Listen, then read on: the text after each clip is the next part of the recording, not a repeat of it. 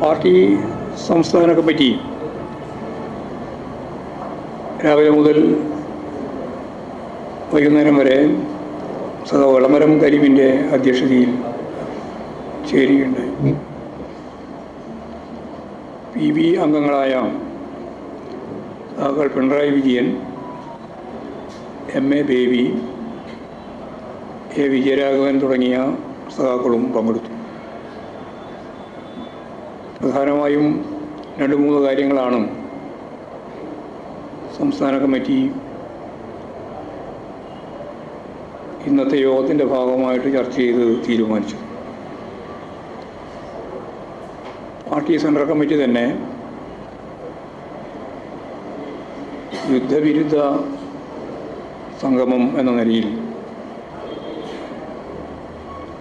സാമ്രാജ്യത്വ കടന്നാക്രമണത്തിൻ്റെ ഇസ്രയേലുമായി ബന്ധപ്പെട്ട ഒരു ലോക മഹായുദ്ധം വളരെ വിപുലമായ രീതിയിൽ ആരംഭിക്കാനുള്ള സാധ്യത തള്ളിക്കളയാനാവാത്ത ഒരു സാഹചര്യമാണ് ലോകത്ത് ഇന്നുള്ളത്. ഒരു ഭാഗത്ത് യുദ്ധത്തിൻ്റെ വിപത്ത് വലിയ രീതിയിൽ പശ്ചിമേഷ്യൻ മേഖലയിലും റഷ്യ ഉക്രൈൻ മേഖലയിലും വരികയാണ്. പാലസ്തീൻ ജനതയ്ക്ക് ഒരു പ്രത്യേക രാജ്യം ഐക്യരാഷ്ട്ര സഭ മുന്നോട്ടേക്ക് വെച്ച കാഴ്ചപ്പാട് അതായിരുന്നു. അതിനെ പൂർണ്ണമായിട്ടും കാറ്റിൽ പറത്തിക്കൊണ്ട് ഇസ്രയേലി സേന അധിനിവേശമാണ് നടത്തിക്കൊണ്ടിരിക്കുന്നത്. ഇത് വളരെ അപകടകരമായ ഒരു സാഹചര്യമാണ് ലോകത്ത് സൃഷ്ടിച്ചത്. ഇസ്രയേലിൻ്റെ ഈ നീക്കങ്ങൾക്ക് അമേരിക്കൻ സാമ്രാജ്യത്വം വലിയ രീതിയിലുള്ള പിന്തുണയാണ് നൽകിക്കൊണ്ടിരിക്കുന്നത്. ലെബനൻ, സിറിയ എന്നീ രാജ്യങ്ങളുടെ ഭൂപ്രദേശത്ത് ഇസ്രയേലിൻ്റെ ഏകപക്ഷീയമായ ബോംബാക്രമണം ഹമാസ് നേതാവായ ഹൈനിയെ കൊലപ്പെടുത്തുകയും ചെയ്ത സാഹചര്യം ഈ യുദ്ധത്തെ പശ്ചിമേഷ്യയിലാകെ വ്യാപിപ്പിക്കാനുള്ള നീക്കമായിട്ടാണ് കാണേണ്ടി വരുന്നത്. റഷ്യയെ ദുർബലപ്പെടുത്തി കീഴ്പ്പെടുത്താൻ ഉക്രൈനെ ഉപയോഗപ്പെടുത്തുക എന്ന രീതിയാണ് അമേരിക്ക സ്വീകരിക്കുന്നത്. അതിനടിസ്ഥാനത്തിലുള്ള വൻ സഹായങ്ങളാണ് അമേരിക്കയുടെ നേതൃത്വത്തിലുള്ള സൈനിക സഖ്യം നൽകുന്നത്. അമേരിക്ക നൽകിയിട്ടുള്ള ദീർഘദൂര മിസൈലുകൾ റഷ്യയെ ലക്ഷ്യമാക്കി ഉപയോഗപ്പെടുത്താൻ അവർ അനുവദിച്ചാൽ യുദ്ധം റഷ്യയിലാകെ വ്യാപിക്കുകയും നാറ്റോ സഖ്യശക്തികൾക്കെതിരായ തിരിച്ചടികൾ ഉണ്ടാവുന്ന സ്ഥിതി രൂപപ്പെടുകയും ചെയ്യും. ഈ സാഹചര്യത്തിൽ ലോകത്തെ യുദ്ധങ്ങൾക്കും സാമ്രാജ്യത്വ കടന്നാക്രമണങ്ങൾക്കുമെതിരെ പാലസ്തീനിലെ ഇസ്രയേലി അധിനിവേശം ശക്തിപ്പെടുത്തിയ ഒക്ടോബർ 7-ാം തീയതി ഒരു കൊല്ലം ആവുകയാണ്. അതുകൊണ്ട് ഒക്ടോബർ 7-ാം തീയതി യുദ്ധവിരുദ്ധ ദിനമായി ആചരിക്കാൻ പാർട്ടി തീരുമാനിച്ചിട്ടുണ്ട്. എല്ലാ ജില്ലാ കേന്ദ്രങ്ങളിലും ഈ സംബന്ധിച്ച് വിപുലമായ സമ്മേളനങ്ങൾ, യുദ്ധത്തിനെതിരായി സാമ്രാജ്യത്വ വിരുദ്ധ നിലപാടുകൾ സ്വീകരിച്ചുകൊണ്ടുള്ള ക്യാമ്പയിനുകൾ പാർട്ടിയുടെ നേതൃത്വത്തിൽ ഇടതുപക്ഷ വിഭാഗങ്ങളുമായി ചേർന്ന് നടത്താനാവണം എന്നാണ് ഇപ്പോൾ തീരുമാനിച്ചത്. ഇതാണ് ഒരു പ്രധാനപ്പെട്ട കാര്യം. രണ്ടാമത്തെ കാര്യം, രാജ്യത്തിൻ്റെ ഫെഡറലിസം തകർക്കുന്ന വിധം ഒരു രാജ്യം ഒരു തിരഞ്ഞെടുപ്പ് എന്ന കാഴ്ചപ്പാട് അടിച്ചേൽപ്പിക്കുന്ന കേന്ദ്ര ഗവൺമെൻറ്റിൻ്റെ നയത്തിനെതിരായി ഇതെല്ലാം യഥാർത്ഥത്തിൽ നരേന്ദ്രമോദി ഗവൺമെൻറ് അവരുടെ പ്രധാന അജണ്ടയോടൊപ്പം ചേർത്തുകൊണ്ടാണ് കൈകാര്യം ചെയ്യുന്നത്. ഇതിനെതിരായി അതിശക്തിയായിട്ടുള്ള ക്യാമ്പയിൻ നമുക്ക് സംഘടിപ്പിക്കാൻ ആവണം. അന്താരാഷ്ട്ര മാർക്കറ്റിൽ വിലക്കുറവ് തുടർച്ചയായി ഉണ്ടായിക്കൊണ്ടിരിക്കുകയാണ് പെട്രോൾ, ഡീസൽ എന്നിവയ്ക്ക്. എന്നാൽ ചില്ലറ വിൽപ്പനയിൽ വിലയിലൊരു മാറ്റവും ഉണ്ടാക്കുന്നില്ല എന്നുള്ളതാണ് സത്യം. മറ്റൊരു പ്രധാനപ്പെട്ട പ്രശ്നം തൊഴിലില്ലായ്മ അതിഭീകരമായ രീതിയിൽ രാജ്യത്ത് വർദ്ധിച്ചു വരികയാണ്. സ്വകാര്യവൽക്കരണ നയങ്ങളും ഇതിനോടൊപ്പം തന്നെ ശക്തിപ്പെടുകയാണ്. അതിനെതിരായി ജനങ്ങളെ അണിനിരത്താനുള്ള ക്യാമ്പയിനും സംഘടിപ്പിക്കണം. സ്ത്രീകൾക്കെതിരായ കുറ്റകൃത്യങ്ങൾ, പെൺകുട്ടികൾക്കെതിരായ ലൈംഗിക അതിക്രമങ്ങളും രാജ്യത്താകമാനം വ്യാപകമാകുകയാണ്. ഇതും ശക്തിയായി പ്രതിരോധിക്കേണ്ടുന്ന കാര്യമാണ്. ഇത്തരത്തിലുള്ള കേന്ദ്ര മുദ്രാവാക്യങ്ങളും അതേപോലെ തന്നെ നമ്മുടെ കേരളത്തിൽ വയനാട് ദുരിതാശ്വാസ പ്രവർത്തനത്തിന് യാതൊരു തരത്തിലുള്ള പ്രത്യേക ഫണ്ടും കേന്ദ്ര ഗവൺമെൻറ് ഇതുവരെ അനുവദിച്ചിട്ടില്ല. ഇത്തരത്തിലുള്ള കാര്യങ്ങളുമെല്ലാം ക്യാമ്പയിൻ്റെ ഭാഗമായിട്ട് കേന്ദ്ര ഗവൺമെൻറ്റിൻ്റെ കേരളത്തോടുള്ള അവഗണന ഉൾപ്പെടെ ചേർത്തുകൊണ്ട് ഒക്ടോബർ 15 മുതൽ നവംബർ 15 വരെ കേരളത്തിലുടനീളം പ്രചാരണ പ്രവർത്തനങ്ങൾ സംഘടിപ്പിക്കുന്നതിനു വേണ്ടി സംസ്ഥാന കമ്മിറ്റി തീരുമാനിക്കുകയുണ്ടായി. ഇപ്പോൾ ലോക്കൽ സമ്മേളനങ്ങളും ഏരിയ സമ്മേളനങ്ങളുമാണ് നടന്നു വരുന്നത്. ഒക്ടോബറോടുകൂടി ലോക്കൽ സമ്മേളനങ്ങൾ പൂർത്തിയാവും. സെപ്റ്റംബർ അവസാനിക്കുന്ന ഘട്ടമായപ്പോൾ പരിശോധിച്ചപ്പോൾ മിക്കവാറും രാജ്യസമ്മേളനങ്ങൾ അപൂർവം ജില്ലകളിൽ ഒഴിച്ച് ബാക്കി പൂർത്തിയായിട്ടുണ്ട്. 38,000 ബ്രാഞ്ച് സമ്മേളനങ്ങളാണ് ഏതാണ്ട് പൂർത്തിയാകുന്ന ഘട്ടത്തിലേക്ക് വരുന്നത്. മാധ്യമങ്ങളെല്ലാം ബ്രാഞ്ച് സമ്മേളനങ്ങൾ നന്നായി ശ്രദ്ധിച്ചിട്ടുണ്ട്. നല്ലപോലെ ബ്രാഞ്ച് സമ്മേളനത്തിന് പ്രചരണം നൽകിയിട്ടുണ്ട്. ഇനി ലോക്കൽ സമ്മേളനം വരുമ്പോൾ ലോക്കൽ സമ്മേളനത്തെയും ഒക്ടോബറിലാണ് ലോക്കൽ സമ്മേളനം നടക്കുക. അതിനെ തുടർന്ന് ഏരിയ സമ്മേളനങ്ങളും നവംബറോടുകൂടി നടക്കാൻ പോവുകയാണ്. ഡിസംബറിലാണ് ജില്ലാ സമ്മേളനം ആരംഭിക്കുക.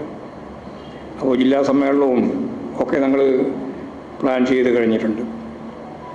ഈ സാഹചര്യത്തിലാണ് കേരള രാഷ്ട്രീയ സ്ഥിതിഗതികളെ സംബന്ധിച്ച് സംസ്ഥാന കമ്മിറ്റി പരിശോധിക്കണമെന്ന് തീരുമാനിച്ചത്. CPIM-നെതിരായും പാർട്ടി നേതൃത്വം നൽകുന്ന ഇടതുപക്ഷ ജനാധിപത്യ മുന്നണിയും അതിൻ്റെ ഗവൺമെൻറ്റും അതിനെതിരായിട്ടെല്ലാം അതിശക്തിയായ പ്രചരണം സംഘടിപ്പിക്കുന്ന സാഹചര്യത്തിലാണ്. അതിൽ പ്രധാനമായിട്ടും മാധ്യമങ്ങളാണ്. പ്രചരണം സംഘടിപ്പിക്കുന്ന സാഹചര്യത്തിലാണ് ഈ സാഹചര്യത്തെ ഞങ്ങൾ സൂക്ഷ്മമായിട്ട് പരിശോധിച്ചു. വർത്തമാനകാല രാഷ്ട്രീയ സ്ഥിതിഗതികളും പാർട്ടിയുടെ സമീപനങ്ങളും എന്ന ഒരു രേഖ സംസ്ഥാന കമ്മിറ്റി ചർച്ച ചെയ്ത് അംഗീകരിച്ചിട്ടുണ്ട്. 2-3 മാസം കഴിയുമ്പോഴാണ് മനോരമയും മാതൃഭൂമിയും എല്ലാം ഈ രേഖയുടെ ഭാഗങ്ങൾ പിന്നീട് പ്രസിദ്ധീകരിക്കുക. അതുകൊണ്ട് ഇപ്പോൾ തന്നെ ഞാൻ പറയാം, അവസാനത്തേക്ക് നിൽക്കേണ്ട കാര്യമില്ല. പാർട്ടിയിലുടനീളം ഇത് റിപ്പോർട്ട് ചെയ്യുന്നതിനുള്ള തീരുമാനവും സംസ്ഥാന കമ്മിറ്റി എടുത്തിട്ടുണ്ട്. അല്ല, പൊതുരാഷ്ട്രീയ സ്ഥിതിയല്ല, വർത്തമാനകാല രാഷ്ട്രീയ സ്ഥിതിഗതികളും പാർട്ടിയുടെ സമീപനവും. ഇതാണ് ആ രേഖയുടെ പേര്. അവതരിപ്പിച്ച് അംഗീകരിച്ചു. അതിപ്പോൾ റിപ്പോർട്ട് ചെയ്യാൻ പോവുകയാണ്. ഇന്ന് അവതരിപ്പിച്ചു. കമ്മ്യൂണിസ്റ്റുകാരെ ജനാധിപത്യ വിരുദ്ധരെ, അങ്ങനെയാണല്ലോ കമ്മ്യൂണിസ്റ്റുകാരെ സംബന്ധിച്ച് മുദ്ര കുത്തുന്നത്. ആ സമീപനമാണ് വലതുപക്ഷ മാധ്യമങ്ങൾ പൊതുവിൽ സ്വീകരിക്കുന്നത്. എന്നാൽ ഫാസിസത്തെ ഉൾപ്പെടെയുള്ള അമിതാധികാര പ്രവണതയ്ക്കെതിരെ ലോകത്തെമ്പാടും പൊരുതിയത് കമ്മ്യൂണിസ്റ്റ് പാർട്ടിയാണ് എന്നുള്ളതാണ് ചരിത്രം. ഹിറ്റ്ലറെ പോലും മുട്ടുകുത്തിക്കുന്നതിന് വേണ്ടി സാധിച്ചത് സോവിയറ്റ് റഷ്യയിൽ വെച്ചാണ്. കോടിക്കണക്കിന് മനുഷ്യരുടെ ജീവിതം തന്നെ സമർപ്പിച്ചുകൊണ്ടാണ് അന്നത്തെ ഫാസിസ്റ്റ് ശക്തികൾക്കെതിരായ യുദ്ധം മുന്നേറിയത്. അപ്പോൾ ഹിറ്റ്ലറെ പരാജയപ്പെടുത്തിയെന്ന് മാത്രമല്ല, വർത്തമാനകാലത്ത് ഫ്രാൻസിലും ബ്രിട്ടനിലും ജനാധിപത്യത്തെ സംരക്ഷിച്ച് നിർത്തിയത് ഇടതുപക്ഷം സ്വീകരിച്ച രാഷ്ട്രീയ നിലപാട് കൊണ്ടാണ് എന്ന് കാണാം. ഫ്രാൻസിൽ പ്രത്യേകമായിട്ടും അതെ, ബ്രിട്ടനിൽ ലേബർ പാർട്ടിയുടെ ഭാഗമായിട്ടാണ് കാര്യങ്ങൾ നടന്നത്. അതിനാൽ ഹിന്ദുത്വ രാഷ്ട്രീയ ശക്തികൾ ഇടതുപക്ഷത്തെ ശക്തിയായി എതിർക്കുന്ന നിലയാണ് ഉണ്ടായിട്ടുള്ളത്. ഇവിടെ മോഹൻ ഭഗവത് തന്നെ പറഞ്ഞത് ഞങ്ങളുടെ ഏറ്റവും പ്രധാനപ്പെട്ട ശത്രു ഇടതുപക്ഷമാണ് എന്നാണ്. ഇടതുപക്ഷത്തോടുള്ള വിരോധത്തിൻ്റെ അടിസ്ഥാനം അവരിപ്പോഴും മോഹൻ ഭഗവത് പറയുന്നതല്ല, മുമ്പ് തന്നെ കൃത്യമായിട്ട് ഗോൾവാൾക്കർ എഴുതി വെച്ചതാണ്. ഞങ്ങളുടെ പൊതു ശത്രുക്കൾ അത് 3 എണ്ണമാണ്. അത് 1 മുസ്ലിം, 2 ക്രിസ്ത്യൻ, 3 കമ്മ്യൂണിസ്റ്റ്. അതിനടിസ്ഥാനപ്പെടുത്തിയിട്ടാണ് ഇപ്പോൾ അവർ പറഞ്ഞത് ഞങ്ങളുടെ ഏറ്റവും പ്രധാനപ്പെട്ട ഊന്നൽ ഇടതുപക്ഷത്തിനെതിരായിട്ടാണ്. അതിലേറ്റവും പ്രധാനപ്പെട്ട ഒരു കേന്ദ്രം കേരളമാണ് എന്ന് മോഹൻ ഭഗവത് തന്നെ പറഞ്ഞ് വെച്ചിട്ടുണ്ട്. ഇപ്പോൾ സ്വാഭാവികമായിട്ടും ഇതിനെതിരായി അതിശക്തിയായ പ്രതിഷേധവും ജനവികാരവും ഉയർത്തിക്കൊണ്ടുവരണം എന്ന് തന്നെയാണ് കാണുന്നത്.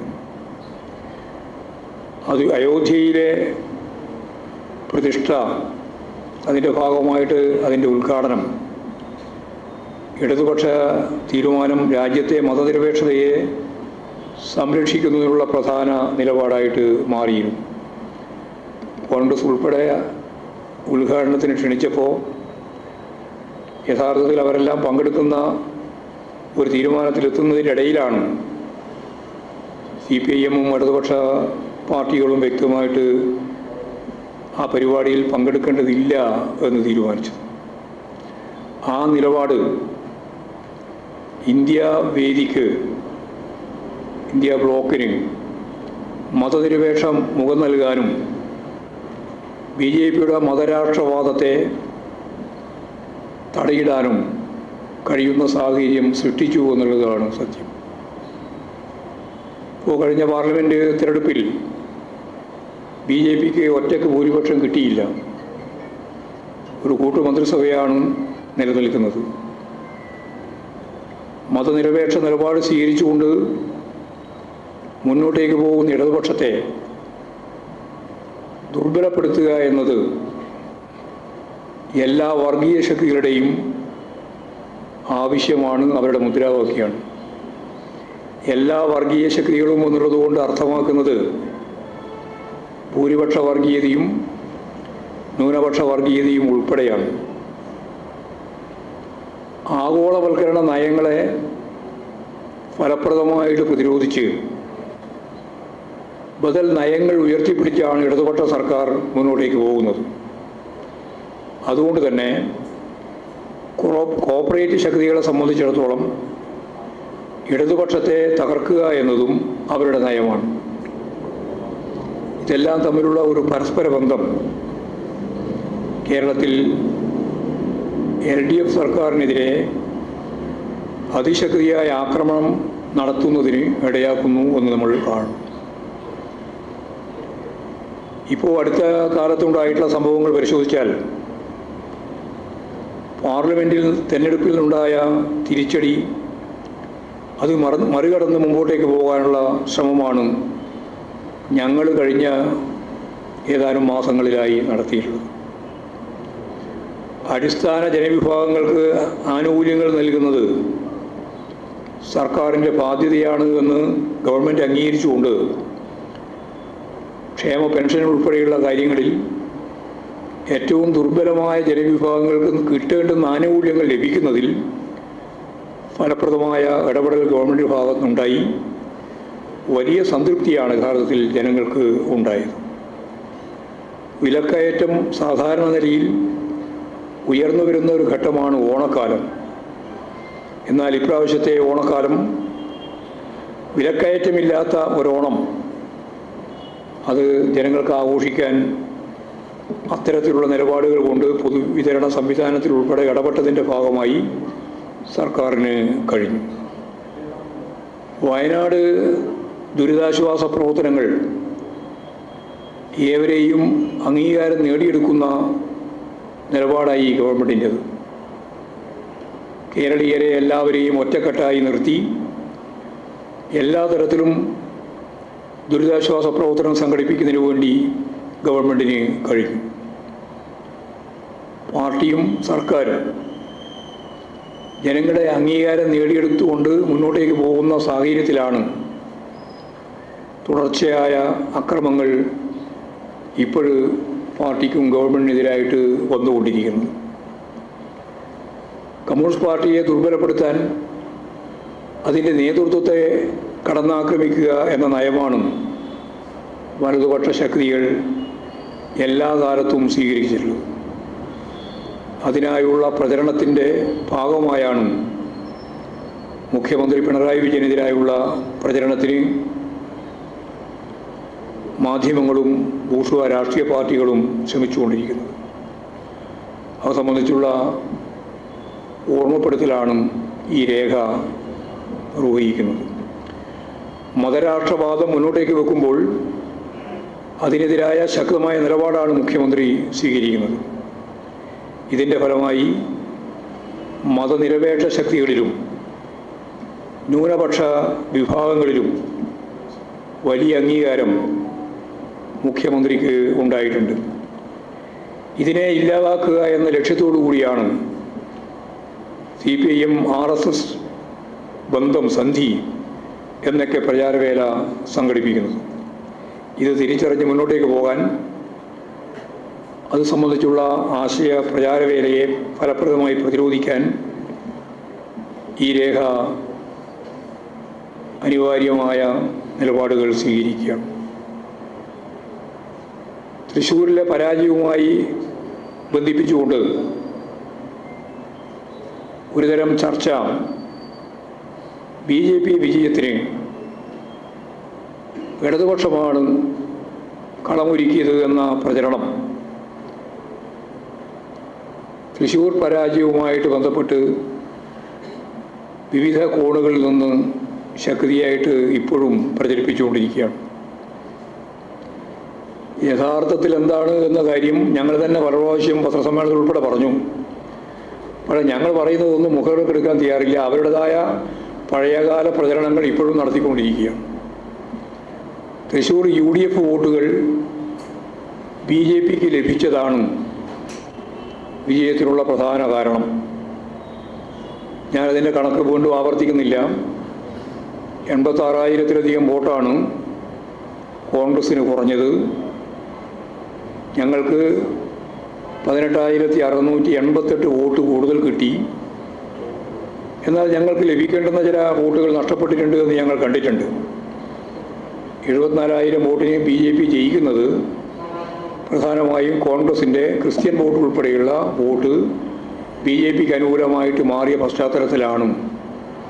അതാണ് തൃശ്ശൂർ പരാജയമെന്ന് അവർ തന്നെ നിശ്ചയിച്ചിട്ടുള്ള കമ്മീഷൻ റിപ്പോർട്ട് കൃത്യമായി രേഖപ്പെടുത്തിയിട്ടുണ്ട്. അത് പുറത്തുവിടാൻ അവർ തയ്യാറില്ല. പക്ഷേ വസ്തുതാപരമായി കാര്യങ്ങൾ അവർ കണ്ടതാണ്. അപ്പോൾ ഇതിൻ്റെ എല്ലാം ഭാഗമായിട്ടാണ് തൃശ്ശൂർ DCC പ്രസിഡന്റിന് സ്ഥാനചലനം ഉണ്ടായതും മറ്റൊരു ജില്ലയിൽ നിന്നുള്ള പ്രസിഡന്റിനെ അവിടെ കൊണ്ടുവരേണ്ടി വരികയും ചെയ്തത്. അപ്പോൾ പരാജയപ്പെട്ടതിനെ സംബന്ധിച്ച് അന്വേഷിക്കുന്നതിന് കമ്മീഷൻ കോൺഗ്രസ് നിയോഗിച്ചതും അതിൻ്റെ പേരിലുള്ള സംഘർഷങ്ങളും നാട്ടിൽ പാട്ടായിട്ടുള്ളതുമാണ് എന്ന് നമുക്ക് അറിയാം. എന്നിട്ടും CPIMനെ കുറ്റപ്പെടുത്തി അതിൻ്റെ മതനിരപേക്ഷ ഉള്ളടക്കത്തെ തമസ്കരിക്കുക എന്ന നിലപാടാണ് ഇപ്പോൾ സ്വീകരിച്ചുകൊണ്ടിരിക്കുന്നത്. നാട്ടിലുള്ള എല്ലാ ജനവിഭാഗങ്ങളുടെയും ന്യായമായ താൽപ്പര്യങ്ങൾ സംരക്ഷിക്കുന്ന നിലപാടാണ് പാർട്ടി നേരത്തെ തന്നെ സ്വീകരിച്ചത്.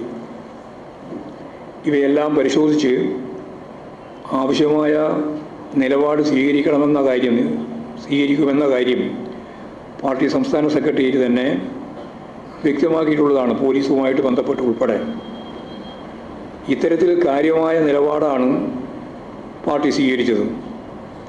കേരളത്തിലെ പോലീസ് സേന അതിൻ്റെ പ്രവർത്തനം വളരെ വ്യക്തതയോടുകൂടി പരിശോധിച്ചാൽ ഇന്ത്യയിലെ മികച്ച പോലീസ് സംവിധാനമാണ് കേരളത്തിൽ ഉള്ളത്. ഈ പോലീസ് സംവിധാനത്തിൻ്റെ ഭാഗമായിട്ടുള്ള ചില ആളുകൾക്ക് നേരെ നടത്തിയ കടന്നാക്രമവുമായിട്ട് ബന്ധപ്പെട്ടാണ് ഇടതുപക്ഷ ജനാധിപത്യ മുന്നണിയുടെ സ്വതന്ത്ര സ്ഥാനാർത്ഥിയായിട്ട് മത്സരിച്ച് ജയിച്ചു വന്ന MLA അൻവർ സംസാരിക്കുന്നത്. കേരള പോലീസ് അഴിമതി മുതൽ അതിൻ്റെ വികസന മുഖം ഉൾപ്പെടെയുള്ള കാര്യങ്ങളെ എങ്ങനെയാണ് കൈകാര്യം ചെയ്തത് എന്ന് നമുക്ക് നന്നായിട്ട് മനസ്സിലാവും. അപ്പോൾ അഴിമതി വിമുക്തമായ ഒരു പോലീസ് സംവിധാനം നിലനിൽക്കണം എന്നാണ് കേരളം ആഗ്രഹിക്കുന്നത്. ഇന്ത്യയിലെ ഏറ്റവും മികച്ച ക്രമസമാധാന നിലനിൽക്കുന്ന സംസ്ഥാനം കേരളമാണ്. കുറ്റാന്വേഷണത്തിൽ അതിൻ്റെ കാര്യത്തിലും ഇന്ത്യയിലെ ഏറ്റവും മികച്ച പോലീസ് സംവിധാനവും നിലനിൽക്കുന്നത് കേരളത്തിലാണ് എന്ന് വിവിധ ഏജൻസികൾ കൃത്യമായിട്ട് വിശകലനം ചെയ്തതാണ്. പോലീസ് സംവിധാനത്തെ ഒരു ജനകീയ സേന എന്ന രീതിയിൽ കൈകാര്യം ചെയ്യുക, മാറ്റുക, ആ രീതിയിലുള്ള ഇടപെടലാണ് പിണറായി സർക്കാരിൻ്റെ ഭാഗത്തു നിന്ന് ഉണ്ടായത്. സ്വാഭാവികമായും നമുക്കറിയാം, പ്രളയങ്ങളും ഓഖി, കോവിഡ് തുടങ്ങിയ ദുരന്തങ്ങളിൽ, പിന്നീടുണ്ടായ വയനാട് ദുരന്തത്തിലും പോലീസ് സേന വഹിച്ച പങ്ക് ആർക്കും വിസ്മരിക്കാൻ സാധിക്കുന്നതല്ല. ഏറ്റവും ശക്തിയായിട്ട് പോലീസിനെ വിമർശിക്കുന്ന മാധ്യമങ്ങൾക്ക് പോലും ഈ ജനങ്ങളുടെ ജീവിത ദുരിതങ്ങളിൽ ഇടപെട്ട പോലീസ് മാത്രമല്ല, ഫയർഫോഴ്സ് ഉൾപ്പെടെയുള്ള വിഭാഗത്തെ തള്ളിപ്പറയാൻ സാധിക്കുന്ന ഒന്നല്ല. ജനങ്ങളെ സംരക്ഷിക്കുന്ന ഈ പ്രവർത്തനത്തിനിടയിൽ കോവിഡിൻ്റെ പശ്ചാത്തലത്തിൽ 18 പോലീസുകാരാണ് കോവിഡ് ബാധിച്ച് മരണപ്പെട്ടത് എന്ന് നമ്മൾ കാണുന്നു. കേരളത്തിൽ വർഗീയ സംഘർഷവും അതിൻ്റെ ഭാഗമായിട്ടുള്ള വർഗീയ സംഘടനകളും സൃഷ്ടിക്കുന്നതിനുള്ള പരിപാടികൾ പല ഘട്ടത്തിലും ശ്രദ്ധാപൂർവം വർഗീയ ശക്തികൾ പ്ലാൻ ചെയ്തിട്ടുണ്ടെങ്കിലും അതെല്ലാം തടയുന്നതിന് ശക്തിയുള്ള, കരുത്തുള്ള ഒരു സേന എന്ന നിലയിൽ തന്നെയാണ് കേരള പോലീസ് പ്രവർത്തിച്ചത്.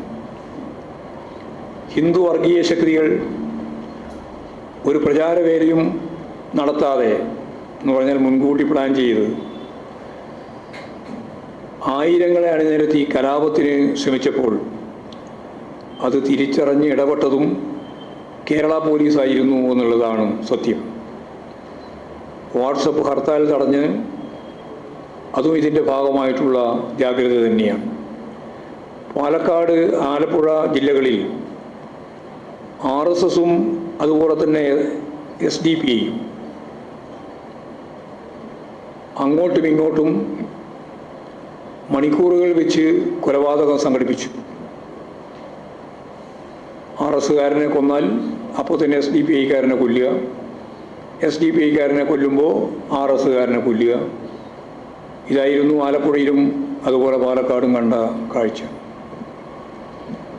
വളരെ ശക്തമത്തായ പാർട്ടി ഇടതുപക്ഷ സാന്നിധ്യവും ഇടപെടലും വർഗീയ ശക്തികൾക്കെതിരായിട്ട് ജാഗ്രത പുലർത്തേണ്ടുന്ന പോലീസിൻ്റെ എല്ലാ അർത്ഥത്തിലുമുള്ള ജാഗ്രതയും കൊണ്ടാണ് യഥാർത്ഥത്തിൽ ഒരു വർഗീയ കലാപത്തിലേക്ക് കത്തിപ്പാടുന്ന ഒരു വർഗീയ സംഘർഷത്തിലേക്ക് ഈ 2 ജില്ലയും പോകാതിരുന്നത് എന്നുള്ളത് സത്യം. അതുപോലെ തന്നെ കള്ളക്കടത്ത് ഉൾപ്പെടെയുള്ള കാര്യങ്ങൾ പരിശോധിക്കുമ്പോഴും കേരളത്തിലെ പോലീസിനെ സംബന്ധിച്ചിടത്തോളം സ്വർണ്ണക്കള്ളക്കടത്ത് പ്രശ്നം ഒരു ക്രമസമാധാന പ്രശ്നമായിട്ട് മാറുന്ന നില വരെ ഉണ്ടായി. കരിപ്പൂർ വിമാനത്താവളത്തിൽ നിന്ന് സ്വർണ്ണക്കള്ളക്കടത്തുമായി ബന്ധപ്പെട്ട് അപകടത്തിൽ 5 പേരാണ് മരണപ്പെട്ടത്. കള്ളക്കടത്ത് എന്ന് പറയുമ്പോൾ 2 രീതിയിലാണ് കാണേണ്ടത്. ഒന്ന്, കരിപ്പൂർ വിമാനത്താവളത്തിൽ ഇറങ്ങി സ്വർണവുമായി പുറത്തു വരാനുള്ള സൗകര്യം യഥാർത്ഥത്തിൽ ഒന്നാമത്തെ കുറ്റവാളി അവിടെ കൈകാര്യം ചെയ്യേണ്ടുന്ന കേന്ദ്ര ഗവൺമെൻറ്റിൻ്റെ സംവിധാനം കസ്റ്റംസ്, ആ കസ്റ്റംസിൻ്റെ ഉന്നത ഉദ്യോഗസ്ഥൻ്റെ കൂടി പിന്തുണയോടുകൂടിയാണ് ഇത്തരത്തിലുള്ള സ്വർണം പുറത്തേക്ക് വരുന്നില്ല. എങ്ങനെയാണ് സ്വർണം പുറത്തേക്ക് വരിക? സ്വർണം പുറത്തേക്ക് വരുമ്പോൾ തീർച്ചയായിട്ടും പോലീസിന് ആ സ്വർണം പിടിച്ചെടുക്കാൻ സാധിക്കുന്നതാണ്. ഇങ്ങനെ പിടിച്ചെടുത്തുകൊണ്ടാണ് നിരവധി സംഭവങ്ങൾ അവിടെ ഉണ്ടായിട്ടുള്ളത്.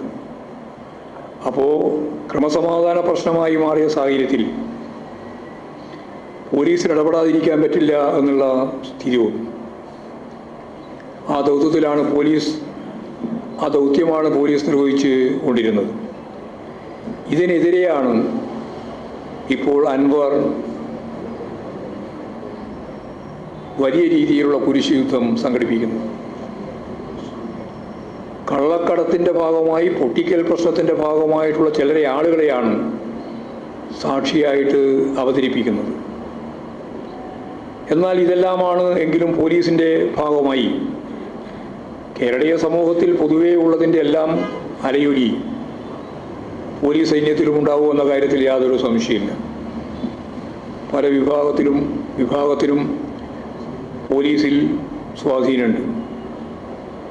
റിട്ടയർമെൻറ്റിന് ശേഷം വിവിധ രാഷ്ട്രീയ പാർട്ടികളുമായി ബന്ധം സ്ഥാപിച്ച് അവർ പ്രവർത്തിച്ചു വരുന്നുമുണ്ട്. എന്നാൽ ഒരു DGP തന്നെ സംഘപരിവാറിൻ്റെ പാളയത്തിലെത്തപ്പെട്ടത് UDFൻ്റെ കാലത്തായിരുന്നു എന്ന് ഓർക്കണം. എന്നിട്ടും സംഘപരിവാർ ബന്ധം UDFൻ്റെ പോലീസിൽ ആരോപിക്കപ്പെടുന്ന സ്ഥിതി ഉണ്ടായില്ല. വളരെ പ്രധാനപ്പെട്ട വേറൊരു പ്രശ്നം ഉയർന്നു വന്നിട്ടുള്ളത് ADGP അജിത് കുമാറിനോട് സ്വീകരിച്ച നിലപാടുമായിട്ട് ബന്ധപ്പെട്ടാണ്. ഉദ്യോഗസ്ഥർക്കെതിരെ ആരോപണം വന്നാൽ ഉടൻ നടപടിയെടുക്കുക എന്നത് ഭരണത്തെ ബാധിക്കുന്ന തെറ്റായ കീഴ്വഴക്കമായിരിക്കും. എന്നാൽ തെറ്റായ നിലപാട് സ്വീകരിക്കുന്ന ആരായാലും, ഏതുയർന്ന ഉദ്യോഗസ്ഥനായാലും സ്വതന്ത്രവും നിഷ്പക്ഷവുമായ അന്വേഷണം നടത്തുകയും കുറ്റക്കാരാണെന്ന് കണ്ടെത്താൻ കഴിഞ്ഞാൽ കർക്കശമായ നടപടി സ്വീകരിക്കുകയും ചെയ്യുക എന്നുള്ളതാണ് ഏത് ഗവൺമെൻറ്റും ചെയ്യേണ്ടുന്ന ഏറ്റവും ശരിയായ മാതൃക. ഈ മാതൃകയാണ് അതിശക്തിയായിട്ട് കേരള മാധ്യമങ്ങൾ എതിർത്തുകൊണ്ടിരിക്കുന്നത്. ഇത് പറ്റില്ല, ഇപ്പം തന്നെ നടപടി വേണമെന്നാണ് അൻവർ ആവശ്യപ്പെടുന്നത്. അതിൻ്റെ ഒപ്പമാണ് മാധ്യമങ്ങളും നിൽക്കുന്നത്. പിന്നീട് RSS നേതാക്കളുമായി ADGP അജിത് കുമാറിൻ്റെ കൂടിക്കാഴ്ച സ്വാഭാവികമായിട്ടും സർക്കാർ അന്വേഷിക്കുന്നതിനുള്ള ഏറ്റവും പ്രധാനപ്പെട്ട ഒരു വിഷയമായി മാറിയിട്ടുണ്ട്. 1 മാസമാണ് അന്വേഷണത്തിന് സമയം നൽകിയിട്ടുള്ളത്. ഏതാണ്ട് അതിൻ്റെ അവസാനത്തെ ദിവസത്തിലേക്ക് വരികയാണ്. ആ അന്വേഷണ റിപ്പോർട്ട് കൂടി കിട്ടിയാൽ എന്തൊക്കെ കാര്യങ്ങളാണ് വസ്തുതാപരമായിട്ട് ശരിയെന്ന് മനസ്സിലാക്കി ഫലപ്രദമായി ആർക്കെതിരായിട്ടാണോ ഉന്നയിക്കപ്പെട്ട ആരോപണങ്ങളും ആക്ഷേപങ്ങളും അത് ശരിയായാൽ കർക്കശമായ നിലപാട് സ്വീകരിച്ച് മുമ്പോട്ടേക്ക് പോകുന്നതിന് ഗവൺമെൻറ് മുഖം നോക്കേണ്ട കാര്യമില്ല. ആരായാലും ആ നിലപാട് സ്വീകരിച്ച് പോകണം എന്ന് തന്നെയാണ് പാർട്ടി കണ്ടിട്ടുള്ളത്. തൃശ്ശൂർ പൂരവുമായി ബന്ധപ്പെട്ട പ്രശ്നം ഇതേപോലെ തന്നെ ഇടതുപക്ഷ രാഷ്ട്രീയത്തിനെതിരായിട്ടുള്ള കടന്നാക്രമണമായിട്ട് ഉപയോഗിക്കുകയാണ്. ഈ വർഷം പൂരം നടത്താൻ പാർലമെൻറ്റ് തിരഞ്ഞെടുപ്പുമായിട്ട് ബന്ധപ്പെട്ട ഘട്ടത്തിലായിരുന്നു ആ പൂരമെന്ന് നമുക്കെല്ലാവർക്കും അറിയാം. അപ്പോൾ തൃശ്ശൂർ പൂരം ഈ ഒരു പശ്ചാത്തലത്തിൽ അലങ്കോലമാക്കാനുള്ള ശ്രമം തൃശ്ശൂരിൽ RSSൻ്റെ അതിൻ്റെ ഭാഗമായിട്ട് നിൽക്കുന്നവരുമായിട്ട് ബന്ധപ്പെട്ട് ഒരു അന്തരീക്ഷം ഉണ്ടാക്കാൻ ശ്രമിച്ചിരുന്നു എന്ന് ഇപ്പോഴ് പകൽ വെളിച്ചം പോലെ വ്യക്തമായി വരികയാണ്. അപ്പോൾ RSSൻ്റെ രാഷ്ട്രീയ താല്പര്യമാണ് ഇത്തരമൊരു സ്ഥിതിവിശേഷത്തിലേക്ക് പൂരത്തെ എത്തിച്ചത് എന്നാണ് കാണുന്നത്. അന്വേഷണ റിപ്പോർട്ടിൻ്റെ പശ്ചാത്തലത്തിൽ കൂടുതൽ അന്വേഷണം വേണമെന്നാണ് കണ്ടത്. അത് ഇന്നലെ മുഖ്യമന്ത്രി 3 തരത്തിലുള്ള അന്വേഷണത്തെ സംബന്ധിച്ച് പറഞ്ഞു കഴിഞ്ഞിരിക്കുകയാണ്. ആ 3 തരത്തിലുള്ള അന്വേഷണവും പ്രഖ്യാപിച്ചു കഴിഞ്ഞിട്ടുണ്ട്. അതിനനുസരിച്ച് ആ അന്വേഷണത്തെ സംബന്ധിച്ച് അതിൻ്റെ പിന്നിൽ നടന്ന ഗൂഢാലോചനയുണ്ട്, ഉദ്യോഗസ്ഥന്മാരുടെ നിലപാടുണ്ട്, ADGPയുമായിട്ട് ബന്ധപ്പെട്ട് DGP കൊടുത്ത കാര്യങ്ങളുണ്ട്. ഇതെല്ലാം ചേർന്നുകൊണ്ടുള്ളൊരു അന്വേഷണം വളരെ ഫലപ്രദമായിട്ട് നടക്കുമെന്ന കാര്യത്തിൽ സംശയമില്ല. ആവശ്യമായ നിലപാട് അതിൻ്റെ തുടർച്ചയായിട്ട് വരികയും ചെയ്യും. ദ ഹിന്ദു പത്രവുമായി നടത്തിയ അഭിമുഖത്തിൽ പലതും പിന്നീട് കൂട്ടിച്ചേർക്കപ്പെട്ടതാണെന്ന് കൃത്യമായിട്ട് മനസ്സിലാവുകയും അതിന് പത്രം തന്നെ ഖേദം രേഖപ്പെടുത്തുകയും ചെയ്തു കഴിഞ്ഞാൽ ആ പ്രശ്നം അവിടെ അവസാനിക്കേണ്ടതായിരുന്നു. എന്നാൽ സംസ്ഥാന സർക്കാരിന് ഒരു PR ഏജൻസി ഉണ്ട് എന്നുള്ള പ്രചാരവേല നടത്തി അതിൻ്റെ ഭാഗമായിട്ട് ആരാണ് PR-നെ നിശ്ചയിച്ചത്, അവർക്ക് എത്രയാണ് ശമ്പളം, എത്രയാണ് പണം കൊടുക്കുന്നത് തുടങ്ങിയിട്ടുള്ള 10 ചോദ്യം മലയാള മനോരമ ഇന്നലെ ഉന്നയിക്കുകയുണ്ടായി. അതിനൊറ്റ ഉത്തരവേ ഉള്ളൂ, ഒരു PR സംവിധാനവും ഗവൺമെൻറ്റിൻ്റെ ഭാഗമായിട്ട് ഇല്ല. അതോടുകൂടി 10 ചോദ്യത്തിൻ്റെയും ഉത്തരവായി ഒറ്റ ഉത്തരവേ ഉള്ളൂ. അങ്ങനെ ഒരു PR സംവിധാനം ഉണ്ടായിരുന്നില്ല. ഈ കാര്യം അസന്നിഗ്ധമായി സഖാവ് പിണറായി കേരളത്തിലെ മുഖ്യമന്ത്രി പറഞ്ഞതിന് ശേഷവും സംശയങ്ങൾ ഉണ്ടാക്കത്തക്ക രീതിയിലുള്ള ചോദ്യങ്ങളും ഉത്തരവുമായി മുമ്പോട്ടേക്ക് പോകുന്ന സ്ഥിതിയാണ് പിന്നീട് മാധ്യമങ്ങൾ കൈകാര്യം ചെയ്തിട്ടുള്ളത്. സഖാവ് പിണറായി കൃത്യമായിട്ട് പറഞ്ഞു, എല്ലാവർക്കും അറിയുന്നതാണ് ദേവകുമാറെന്ന്. ഞങ്ങളെല്ലാം ഒന്നിച്ച് സംഘടനാ പ്രവർത്തനം നടത്തിയിട്ടുള്ള സംഘടനാ പ്രവർത്തനത്തിലുള്ളവരായിരുന്നു. മാത്രമല്ല, അസംബ്ലിയിൽ ഞാനുള്ളപ്പോൾ തന്നെ അദ്ദേഹം ഉണ്ടായിരുന്നു, MLA ആയിരുന്നു.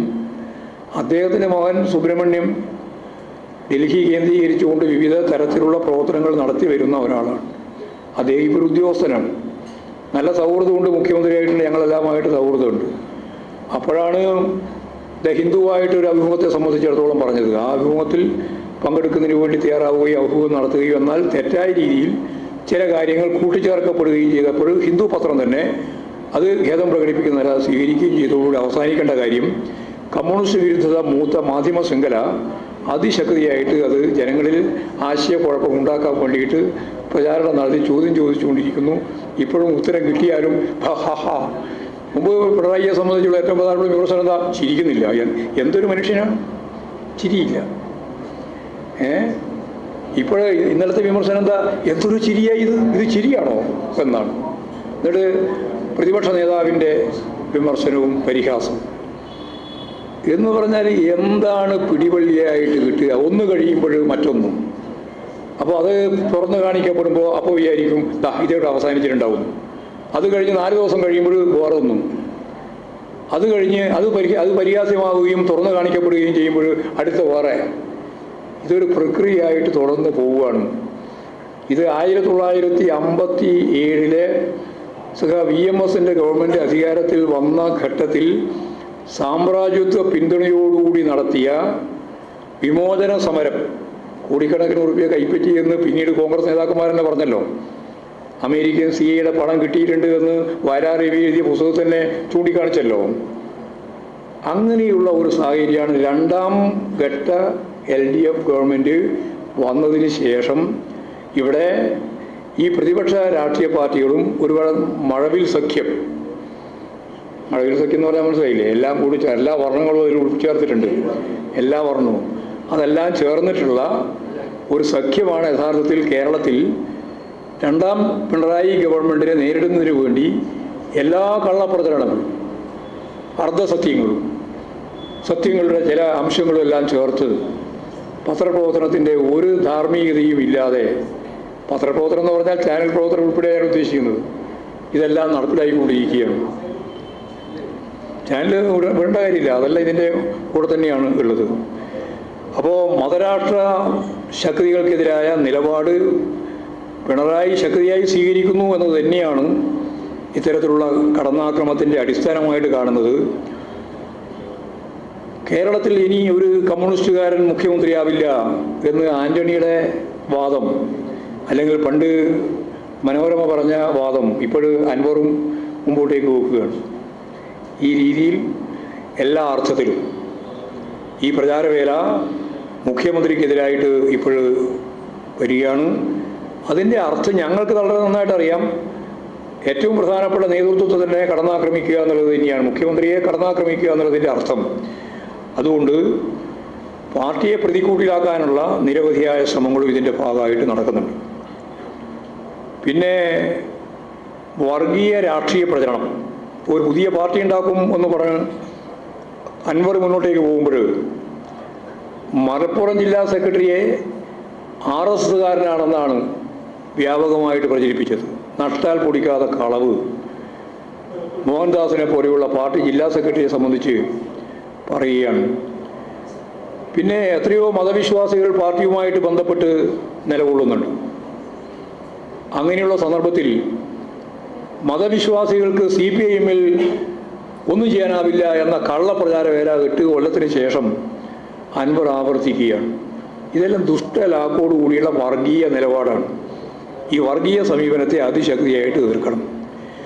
വിശ്വാസി അവിശ്വാസി സംഘർഷമല്ല കമ്മ്യൂണിസ്റ്റ് പാർട്ടി വിഭാവനം ചെയ്യുന്നത്, വർഗസമരമാണ്. അതുകൊണ്ട് വിശ്വാസിയാണോ അല്ലയോ എന്നുള്ള ചോദ്യം ഞങ്ങളുടെ മുമ്പിലില്ല. എല്ലാ വിശ്വാസിക്കും അവിശ്വാസിക്കും കമ്മ്യൂണിസ്റ്റ് പാർട്ടി ഓഫ് ഇന്ത്യ മാർക്സിസ്റ്റുമായിട്ട് ബന്ധപ്പെട്ട് പ്രവർത്തിക്കുന്നതിൽ യാതൊരു തടസ്സവുമില്ല. അമ്പലത്തിൽ പോകുന്നവരുണ്ട്, പള്ളിയിൽ പോകുന്നവരുണ്ട്, ചർച്ചിൽ പോകുന്നവരുണ്ട്, എവിടെയും പോകാതിരിക്കുന്നവരുമുണ്ട്. അവർക്കെല്ലാം അവരുടെ വിശ്വാസ പ്രമാണങ്ങൾക്കനുസരിച്ച് പ്രവർത്തിക്കാനും അവർക്കെല്ലാം കമ്മ്യൂണിസ്റ്റ് പാർട്ടിയിൽ വർഗപ്രസ്ഥാനം എന്ന രീതിയിൽ ചേർന്ന് മുമ്പോട്ടേക്ക് പോകാനും യാതൊരു തരത്തിലുള്ള പ്രശ്നങ്ങളും ഉണ്ടാവുന്നില്ല. പിന്നെ അൻവർ ഉന്നയിച്ച പ്രധാനപ്പെട്ട ഒരു കാര്യം P. ശശിക്കെതിരായ ആരോപണമാണ്. അത് പത്രമാധ്യമ ശൃംഖലയിലും വലിയ ചോദ്യമായിട്ട് ഉന്നയിച്ചിട്ടുണ്ടായി. ഞങ്ങളതിൽ ഇപ്പോൾ രക്ഷപ്പെട്ടത് എന്താ വെച്ചാൽ, CPIM സംസ്ഥാന കമ്മിറ്റിക്ക് ശശിയുമായിട്ട് ബന്ധപ്പെട്ട കത്ത് കൊടുത്തു എന്ന് പറഞ്ഞപ്പോൾ എന്താ കത്ത് കൊടുത്തതെന്ന് നിങ്ങൾക്ക് മനസ്സിലായിട്ടില്ലല്ലോ. ഞങ്ങൾ മൂടി വെച്ചു എന്നല്ലേ പിന്നെ വിചാരിക്കുക. അപ്പോൾ ഇപ്പോൾ ഉണ്ടായൊരു ഗുണം, അൻവർ ആ കത്ത് പ്രസിദ്ധീകരിച്ചിരിക്കുന്നു. പ്രസിദ്ധീകരിച്ചപ്പോഴാണ് മനസ്സിലായതിൽ അതിൽ കാതലായ ഒരു പ്രശ്നവുമില്ല, ഒരു കാര്യവും അതിൻ്റെ അകത്തില്ല. ശശിയെ ബോധപൂർവം അവമാനിക്കാൻ വേണ്ടിയിട്ടുള്ള പ്രയോഗങ്ങളല്ലാതെ എന്തെങ്കിലും ഒരു തെളിവോ എന്തെങ്കിലും ഒരു കാര്യമോ ആ കത്തിൻ്റെ ഭാഗമായിട്ട് നമ്മുടെ മുമ്പിൽ എത്തിയിട്ടില്ല, പാർട്ടിയുടെ മുമ്പിൽ എത്തിയിട്ടില്ല. അത് ഞങ്ങൾ പുറത്തു വിടാത്തത് കൊണ്ട് അതിപ്പോൾ അൻവർ തന്നെ പുറത്തു വിട്ടിരിക്കുന്നു. ആ വിട്ടത് തീർച്ചയായിട്ടും തെളിവായി സഖാവ് P. ശശിക്ക് കേസ് കൊടുക്കാനുള്ള ഒരു സാധ്യത വന്നു ചേർന്നിരിക്കുന്നു. കേസ് നൽകിയിരിക്കുകയാണ്. മാനനഷ്ട കേസ് ആവശ്യമായ രീതിയിലുള്ള നോട്ടീസ് ഇപ്പോൾ അയച്ചിരിക്കുകയാണ്. പിന്നെ റിയാസിനെതിരായിട്ടാണ്. റിയാസുമായിട്ട് വലിയ അടുപ്പമുണ്ടായിരുന്നയാളാണ്. റിയാസിന് അനുകൂലമായിട്ട് ഫേസ്ബുക്ക് പോസ്റ്റ് ചെയ്തിട്ടുള്ള ആളാണ് ഈ അൻവർ. പക്ഷേ ആ അൻവർ പിന്നീട് റിയാസിനെതിരായിട്ട് വരികയാണ്. Riyas democratic youth federation of India എന്ന സംഘടനയുടെ അഖിലേന്ത്യാ പ്രസിഡന്റ് എന്ന രീതിയിൽ പ്രവർത്തിക്കുമ്പോഴാണ് കേരള രാഷ്ട്രീയത്തിൽ കേന്ദ്രീകരിച്ചുകൊണ്ട് MLA ആവുകയും മന്ത്രിയാവുകയും ഒക്കെ ചെയ്തിട്ടുള്ളത്. ഇതെല്ലാം തെറ്റായ ചില പ്രവണതകൾ മുമ്പോട്ടേക്ക് വെച്ച് ചെയ്യുന്ന കാര്യങ്ങളാണ്. പിന്നെ ഉൾപാർട്ടി ജനാധിപത്യമില്ല എന്ന പ്രചരണം തികച്ചും തെറ്റായ കാര്യമാണ്. നിങ്ങളെ പത്രക്കാരെന്നെ എപ്പോഴും പറഞ്ഞുകൊണ്ടിരിക്കുന്നത് തിരഞ്ഞെടുപ്പ് കഴിഞ്ഞപ്പോൾ വലിയ ചർച്ചയായിരുന്നു എന്നാണ്, അല്ലേ? വലിയ തർക്കമായിരുന്നു, വലിയ ചർച്ചയായിരുന്നു, വിമർശനമായിരുന്നു എന്നാണ്. വിമർശനം ഇല്ലെങ്കിൽ പിന്നെ പാർട്ടിയില്ല. അതുകൊണ്ട് നല്ല വിമർശനമാണ് ഉണ്ടായിട്ടുള്ളത്. ഇനിയും വിമർശനം ഉണ്ടാവണം എന്ന് തന്നെയാണ് ഞങ്ങൾ കാണുന്നത്. അതുകൊണ്ട് ഉൾപാർട്ടി ജനാധിപത്യമില്ല എന്നത് പച്ച കള്ളം. പാർട്ടിക്കകത്ത് പൂർണ്ണമായി ഏത് മെമ്പർക്കും ആരെപ്പറ്റിയും ചർച്ച ചെയ്യുന്നതിന് വേണ്ടിയുള്ള എല്ലാ അവകാശമുണ്ട്. പാർട്ടി സമ്മേളനങ്ങളിൽ അത് പൂർണ്ണമായിട്ട് പാർട്ടി സഖാക്കൾ ഉപയോഗിച്ചുകൊണ്ടിരിക്കുന്നു എന്നും നമുക്ക് കാണാൻ കഴിയും. പിന്നെ ഞാൻ നേരത്തെ പറഞ്ഞത് ജമായത്തെ ഇസ്ലാമിലൂടെ ദേശീയ ജനറൽ സെക്രട്ടറി ആരിഫ് അലിയുടെ നേതൃത്വത്തിലുള്ള സംഘം RSSുമായി ചർച്ച നടത്തി എന്നുള്ളതാണ്. എന്തിനാണ് RSSുമായിട്ട് ജമായത്ത് ഇസ്ലാം ചർച്ച ചെയ്യുന്നത്? ആരിഫ് അലി ജമായത്തെ ഇസ്ലാമിയുടെ മുൻ കേരള അമീർ കൂടിയാണ്. എന്ത് ചർച്ചയാണ് ഇവർ നടത്തിയത് എന്ന് അന്നും ഇന്നും അവർ വ്യക്തമാക്കിയിട്ടില്ല. സ്വാഭാവികമായിട്ടും വർഗീയത പരസ്പരം ശക്തിപ്പെടുത്തുന്ന രണ്ട് വിഭാഗങ്ങളാണ്. അവർ ശത്രുതാപരമായിട്ട് കാര്യങ്ങൾ നടിക്കുമെങ്കിലും രണ്ടും പരസ്പരം ശക്തിപ്പെടുത്തുന്ന രണ്ട് വർഗീയ വിഭാഗങ്ങളാണ് എന്ന അർത്ഥത്തിൽ തന്നെയാണ് നമ്മളതിനെ കാണേണ്ടത്. രണ്ടും പരസ്പരം ശക്തിപ്പെടുത്തുന്നതുമാണ്. ഈ കാര്യം അതിൻ്റെ ഭാഗമായിട്ട് മാത്രമേ കാണാൻ സാധിക്കുകയുള്ളൂ. ഇവിടെ ലീഗും SDPIയും ജമാഅത്ത് ഇസ്ലാമും ചേർന്ന് ന്യൂനപക്ഷ ജനവിഭാഗങ്ങൾക്കിടയിൽ വർഗീയ ധ്രുവീകരണത്തിന് വേണ്ടിയുള്ള പ്രവർത്തനമാണ് കഴിഞ്ഞ പാർലമെൻറ്റ് തെരഞ്ഞെടുപ്പിൻ്റെ ഭാഗമായി നടത്തിയത്. ആ പ്രവർത്തനം ഇപ്പോഴും തുടരുകയാണ്.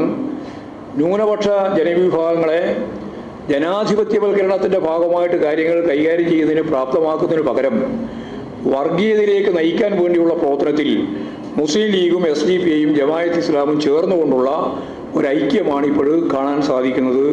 ഇത് ദൂരവ്യാപകമായ ഫലമുളവാക്കുന്ന ഒന്നായിരിക്കുമെന്ന കാര്യത്തിൽ സംശയമില്ല. ന്യൂനപക്ഷ ജനവിഭാഗങ്ങളെ തീവ്രവാദപരമായ ആശയങ്ങളുടെ അടിസ്ഥാനത്തിൽ സംഘടിപ്പിക്കുക എന്ന SDPIയുടെ നിലപാടാണ് ഇപ്പോഴും ചേർന്ന് നടപ്പിലായിക്കൊണ്ടിരിക്കുന്നത്. BJPക്ക് വളരാനുള്ള മണ്ണൊരുക്കുകയാണ് ഇതുവഴി അവർ ചെയ്തുകൊണ്ടിരിക്കുന്നത് എന്നുള്ളതാണ് സത്യം. ന്യൂനപക്ഷ വിഭാഗങ്ങൾക്കകത്ത് രൂപപ്പെടേണ്ടുന്ന ജനാധിപത്യപരമായ മുന്നേറ്റങ്ങളെയും പ്രതിരോധത്തെയും അത് തകർക്കുന്ന സമീപനത്തിലേക്കാണ് നയിക്കുക. അതുകൊണ്ട് മുസ്ലിം ലീഗ് ഉൾപ്പെടെയുള്ള മതനിരപേക്ഷ ഉള്ളടക്കത്തെപ്പറ്റി പറഞ്ഞുകൊണ്ടിരിക്കുന്ന ആളുകൾ മറ്റവർ ഇസ്ലാം രാഷ്ട്രം വേണം എന്ന് പറയുന്നവർ തന്നെയാണ്. ഞാൻ നേരത്തെ പറഞ്ഞ പോലെ ജനവിരുദ്ധ നിലപാടുകൾ, തീവ്രവാദ നിലപാടുകൾ സ്വീകരിക്കുന്നവരാണ്. അത് വളരെ ഗൗരവപൂർവ്വം തന്നെയാണ് ഞാൻ പറയുന്നത്. ന്യൂനപക്ഷ വർഗീയത ഭൂരിപക്ഷ വർഗീയതക്ക് വളരാനുള്ള പശ്ചാത്തലമാണ് ഒരുക്കുക എന്നത് മതനിരപേക്ഷ ഉള്ളടക്കത്തിന് വേണ്ടി നിലകൊള്ളുന്ന എല്ലാവരും ശ്രദ്ധിക്കേണ്ടതുണ്ട് എന്ന് തന്നെയാണ് നമുക്ക് പറയാനുള്ളത്. എല്ലാ പ്രതിലോമ ശക്തികളും ഒന്നായി ചേർന്ന് പാർട്ടിക്കെതിരെയും ഗവൺമെൻറ്റിനെതിരെയും ഇത്തരത്തിലുള്ള കൂട്ടായ ശ്രമങ്ങൾ നടത്തിക്കൊണ്ടിരിക്കുന്ന സാഹചര്യത്തിൽ ഇതിനെല്ലാം പ്രതിരോധിക്കുന്നതിന് നമുക്ക് തീർച്ചയായിട്ടും യോജിച്ച് മുന്നോട്ടേക്ക് പോകേണ്ടതായിട്ടുണ്ട്. ഇക്കാര്യത്തിൽ സഖാവ് KT ജലീൽ MLA സ്വീകരിച്ച നിലപാട് ശ്രദ്ധേയമായ ഒന്നാണ്. കാരണം 2-ാം തീയതി എന്തോ അത്ഭുതം സംഭവിക്കുമെന്ന് വിചാരിച്ചിട്ടാണ് പത്രക്കാരെല്ലാം ആദ്യഘട്ടം പോയത്. പിന്നീട് ഇടതുപക്ഷ ജനാധിപത്യ മുന്നണിക്ക് എതിരല്ല എന്ന് കണ്ടപ്പോൾ നിങ്ങൾ ആ പരിപാടി തന്നെ ഉപേക്ഷിച്ച് പോകുന്ന നിലയിലേക്ക് എത്തി. എത്ര വ്യക്തമായ രാഷ്ട്രീയമാണ് നിങ്ങൾ കാണിക്കുന്നത്. എന്തോ കമ്മ്യൂണിസ്റ്റ് വിരുദ്ധത പറയാൻ പോവാണ് ജലീൽ എന്ന് വിചാരിച്ചിട്ട് എല്ലാവരും ഒത്തുകൂടി. പറഞ്ഞു തുടങ്ങുമ്പോൾ തന്നെ കമ്മ്യൂണിസ്റ്റ് വിരുദ്ധത ഇല്ല എന്ന് മനസ്സിലായപ്പോൾ പ്രക്ഷേപണം തന്നെ പിൻവാങ്ങി. ഇതെല്ലാം അവസരവാദപരമായ രാഷ്ട്രീയം എന്നല്ലാണ്ട് വേറെ എന്താ ഇതിനെല്ലാം പറയാം. അപ്പോൾ സ്വാഭാവികമായും മാധ്യമരംഗത്തെ പ്രവർത്തനത്തിൽ നല്ല പ്രാധാന്യമുണ്ടെന്ന് തന്നെയാണ് ഞങ്ങൾ കാണുന്നത്. അല്ല, പ്രാധാന്യം ഇല്ല എന്നുള്ളതല്ല, ആശയങ്ങൾ രൂപപ്പെടുത്തുന്നതിൽ നമുക്ക് നല്ല പങ്ക് വഹിക്കാൻ സാധിക്കുന്നുണ്ട്. പക്ഷേ അത് കമ്മ്യൂണിസ്റ്റ് വിരുദ്ധവും വലതുപക്ഷ ആശയങ്ങളുമാണ് നിർമ്മിക്കുന്നത്. അത് അവസരവാദപരമായ നിലയിലാണ് നിങ്ങൾ കുറേ കാലമായിട്ട് തുടരുന്നത്. ഇത് കുറേയും കൂടി തുടരുമ്പോൾ ഇതിനെ തുറന്നു കാണിച്ചുകൊണ്ട് മുമ്പോട്ടേക്ക് പോവുക എന്നുള്ള സമീപനമാണ് പാർട്ടിക്ക് സ്വീകരിക്കാനുള്ളത്. എല്ലാ കാലവും ഇതേപോലെ പോകും എന്ന് നിങ്ങൾ ധരിക്കാൻ പാടില്ല. ഞങ്ങളിത് പ്രതീക്ഷിക്കുന്നുണ്ട്. അടുത്ത പഞ്ചായത്ത് തിരഞ്ഞെടുപ്പ് വഴിയും അതിനുശേഷമുള്ള അസംബ്ലി തിരഞ്ഞെടുപ്പ് വരെയും ഇത്തരത്തിലുള്ള കൂട്ടായ്മ നിങ്ങളുടെ ഭാഗത്തു നിന്ന് കമ്മ്യൂണിസ്റ്റ് പ്രസ്ഥാനത്തിനും ഇടതുപക്ഷ ജനാധിപത്യ മുന്നണിക്കും ഗവൺമെൻറ്റിനുമെതിരായി ഉണ്ടാവും എന്ന കാര്യം ഞങ്ങൾ കൃത്യമായിട്ട് പ്രതീക്ഷിക്കുന്നുണ്ട്. പക്ഷേ ഇന്ന് യേശുന്നത് പോലെ ഇത് തുടർച്ചയായി വന്നാൽ ജനങ്ങൾ കൃത്യമായിട്ട് വരികൾക്കിടയിൽ വായിക്കുകയും കാണുന്നതിൻ്റെ അപ്പുറം കാണുകയും ചെയ്യാനുള്ള ശീലം അവർക്ക് കിട്ടിയാൽ നിങ്ങളെ തിരിച്ചറിയും. നിങ്ങളെ തിരിച്ചറിയുന്നതിന് വേണ്ടിയുള്ള ഫലപ്രദമായ ഇടപെടൽ രാഷ്ട്രീയവുമായി ബന്ധപ്പെട്ട് ഞങ്ങൾ നടത്തുകയും ചെയ്യും. ഇങ്ങനെ കൂട്ടായ്മയിലൂടെ പാർട്ടിയെ ശക്തിപ്പെടുത്തണം. ദേശാഭിമാനി അതുപോലെ കൈരളി തുടങ്ങിയിട്ടുള്ള മാധ്യമങ്ങളാണ് ഇടതുപക്ഷത്തിന് അനുകൂലമായിട്ട് നിൽക്കുന്നത്. അത് നിങ്ങളുടെ എല്ലാം കണ്ണിലെ കരടായിട്ടാണ് തോന്നുന്നത്. ഏതായാലും അതിശക്തിയായ രീതിയിൽ ഈ കള്ളപ്രചാരവേലയെ അഭിമുഖീകരിക്കുന്നതിന് വേണ്ടി നല്ല നിശ്ചയദാർഢ്യത്തോടുകൂടി തന്നെ പാർട്ടി മുമ്പോട്ടേക്ക് പോവുക എന്നുള്ളത് തന്നെയാണ് കാണുന്നത്. തെറ്റുതിരുത്തൽ ക്യാമ്പയിൻ ശക്തിപ്പെടുത്തിക്കൊണ്ട് തന്നെ പാർട്ടി സമ്മേളനങ്ങളിലൂടെ മുന്നോട്ടേക്ക് പോകുമ്പോൾ കൃത്യമായി പാർട്ടിയെ ഒരു പുതിയ ദിശയിലേക്ക് എത്തിക്കുന്നതിന് വേണ്ടിയുള്ള നല്ല പ്രവർത്തനമാണ് ബ്രാഞ്ച് സമ്മേളനത്തിൽ ഉണ്ടായിട്ടുള്ളത്. അതിൻ്റെ പങ്കാളിത്തം അങ്ങനെയാണ്, ചർച്ചകൾ അങ്ങനെയാണ്. ഇനി അങ്ങോട്ട് ഈ ലോക്കൽ സമ്മേളനങ്ങളിലും വരാൻ പോകുന്നത് അത് തന്നെയാണ്. പാർട്ടി വളരെ ഫലപ്രദമായിട്ട് മുന്നോട്ടേക്ക് നീങ്ങുന്നതിന് വേണ്ടി അതിൻ്റെ തിരുത്തിരുത്തൽ രേഖ ഉൾപ്പെടെ ചേർത്ത് ചർച്ച ചെയ്ത് പാർട്ടിയെ നവീകരിച്ച് മുമ്പോട്ടേക്ക് പോവുക എന്ന പ്രക്രിയയിൽ തെറ്റായ ഒരു നിലപാടിനെയും ഒരു തരത്തിലും വെച്ച് ഉറപ്പിക്കാൻ ഈ പാർട്ടി ഉദ്ദേശിക്കുന്നില്ല. അത് വെറുതെ കേവലമായ ഒരു വിശദീകരണം മാത്രമല്ല, ഉണ്ടാകുന്ന ഓരോ പ്രശ്നങ്ങളിലും പാർട്ടി അപ്പോൾ ഇടപെട്ടുകൊണ്ട് എല്ലാ ദുർബലതയെയും കൃത്യമായി കണ്ടറിഞ്ഞുകൊണ്ട് പാർട്ടി സംഘടനയാകെ ഒറ്റക്കെട്ടായി പ്രതിരോധിച്ച് പാർട്ടിക്കെതിരായിട്ട് വരുന്ന കടന്നാക്രമങ്ങളെ പ്രതിരോധിക്കുന്നതിന് വേണ്ടി പ്രാപ്തമാകുന്ന രീതിയിൽ പാർട്ടി സഖാക്കളെ സജ്ജമാക്കുന്നതിന് വേണ്ടിയുള്ള ഒരു രേഖയാണ് ഇന്ന് പാർട്ടി സംസ്ഥാന കമ്മിറ്റി അംഗീകരിച്ച ഈ രേഖ. ഇതാണ് പൊതുവായിട്ട് പറയാനുള്ളത്.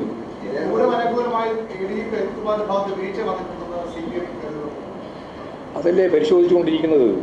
ഞാൻ മലയാളത്തിൽ എത്ര പ്രാവശ്യമായി പറയുന്നു, ADGPയുടെ ഭാഗത്തു നിന്ന് വല്ല തരത്തിലുള്ള തെറ്റും ശരിയല്ലാത്ത കാര്യങ്ങളും അത് തൃശ്ശൂർ പൂരം ഉൾപ്പെടെയുള്ള കാര്യങ്ങൾ ഉണ്ടായിട്ടുണ്ടോ എന്ന് പരിശോധിക്കാൻ ഇപ്പോഴും DGP ഉൾപ്പെടെയുള്ള ഉയർന്ന സംഘം പരിശോധിച്ചുകൊണ്ടിരിക്കുകയാണ്. വളരെ ചുരുക്കം ദിവസം കൊണ്ട് അതിൻ്റെ കൃത്യമായ മറുപടി നമുക്ക് പറയാം.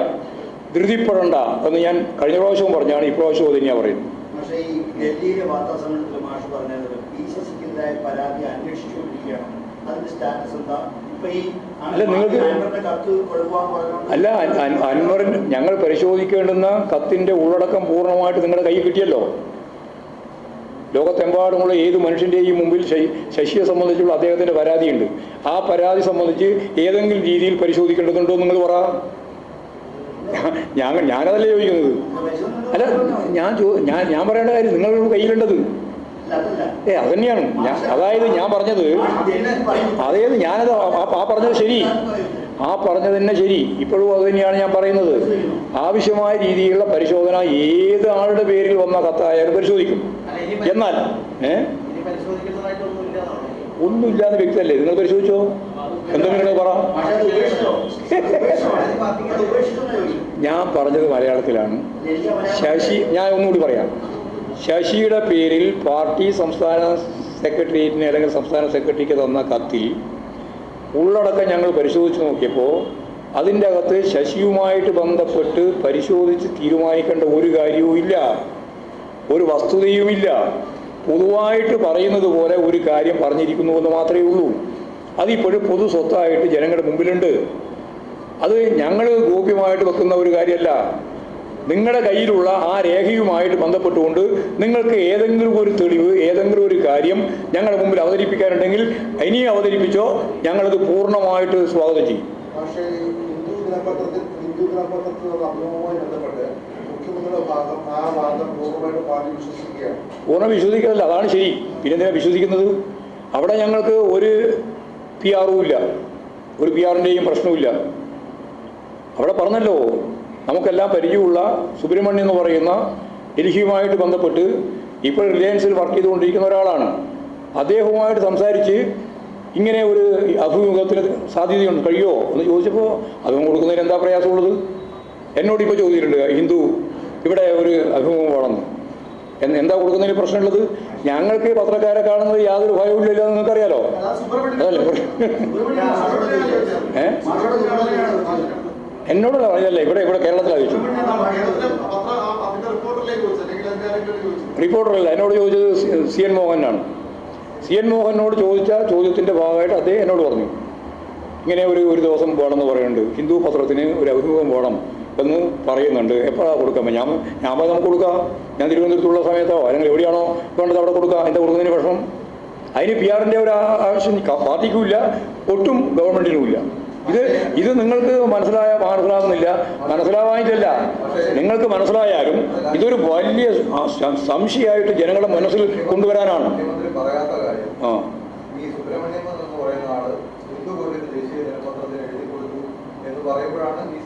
അല്ല, ആരാ എഴുതി കൊടുത്തതെന്ന് ഇപ്പോഴും വ്യക്തമല്ലല്ലോ. അത് തെറ്റായ രീതിയിൽ പ്രസിദ്ധീകരിക്കപ്പെട്ടു. കേക്ക് തെറ്റായ രീതിയിൽ പ്രസിദ്ധീകരിക്കപ്പെട്ടു. ആ പ്രസിദ്ധീകരിച്ചതിൻ്റെ ഭാഗമായിട്ട് ആ പത്രം ഖേദം പ്രകടിപ്പിച്ചു. അത്രയേ അതിൽ നമ്മൾ കാണുള്ളൂ. ആര് പത്രം പറയുന്നതാണ് വിശ്വാസം? ഇല്ല, അത് തെറ്റാണ്. അതേ ആ പത്രമായാലും നിരക്കില്ല, അത് നിങ്ങളായാലും നിരക്കില്ല, ആരായാലും കുഴപ്പമില്ല. അങ്ങനെയുള്ള വിമർശനം തെറ്റാണ്. PR-ൻ്റെ പ്രശ്നമില്ല, PR-ആയിട്ട് യാതൊരു ബന്ധവുമില്ല. അല്ലല്ല, നമ്മൾ ഒരു ഭാഗം എടുക്കുന്നില്ല. ഞാൻ എടുക്കുന്നത് ഖേദം പ്രകടിപ്പിച്ചു എന്നുള്ളതല്ലേ വസ്തുത. അതായത് വരാൻ പാടില്ലാത്ത ഒരു കാര്യം വന്നിരിക്കുന്നു എന്നതിൽ ഞങ്ങൾക്ക് ഖേദമുണ്ട് എന്നുള്ള കാര്യം പരസ്യമായി പറഞ്ഞിരിക്കുന്നു. അതും ഞാൻ നേരത്തെ പറഞ്ഞ പോലെ അതൊരു പൊതു സ്വത്താണ്, നിങ്ങളെല്ലാം കയ്യിലുള്ളതാണ്. അല്ല, പി ആർ ഏജൻസിയായിട്ട് ഞങ്ങൾക്ക് യാതൊരു ബന്ധമില്ല. ഇല്ലാതെ ഞങ്ങൾ അംഗീകരിക്കാൻ പറ്റുമോ? ആരെങ്കിലും പറഞ്ഞാൽ പി ആർ എനിക്ക് പി ആർ ഒന്നും എന്ത് പി ആർ ഏത് പി ആർ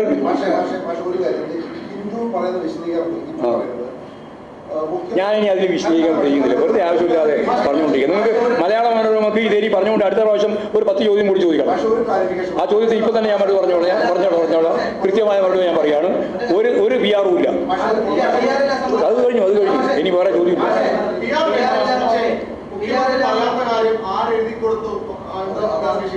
ആര് അത് ആ വന്നത് തെറ്റാണെന്ന് അവർ തന്നെ പറഞ്ഞു കഴിഞ്ഞാൽ അവിടെ അവസാനിച്ചു. ഇത് അത് ഞാൻ പണ്ടേ പറഞ്ഞുകൊണ്ടിരിക്കുന്ന ഒരു ഉദാഹരണം. ആരമുള്ളിൻ്റെ കൂർപ്പോ ചെമ്പരത്തിപ്പൂവിൻ്റെ ചുവപ്പോ ഏതാണ് നല്ലത് എന്ന് ഗ്രാമർ അടിസ്ഥാനപ്പെടുത്തിയിട്ട് കൃത്യമായ ചോദ്യം. അത് എന്താ ഉത്തരം? എന്താ ഉത്തരം? എന്താ? വെറുതെ ആവശ്യമില്ലാതെ താരതമ്യം ചെയ്യാം. ഒരുപാട് കാര്യം ചോദിച്ചു.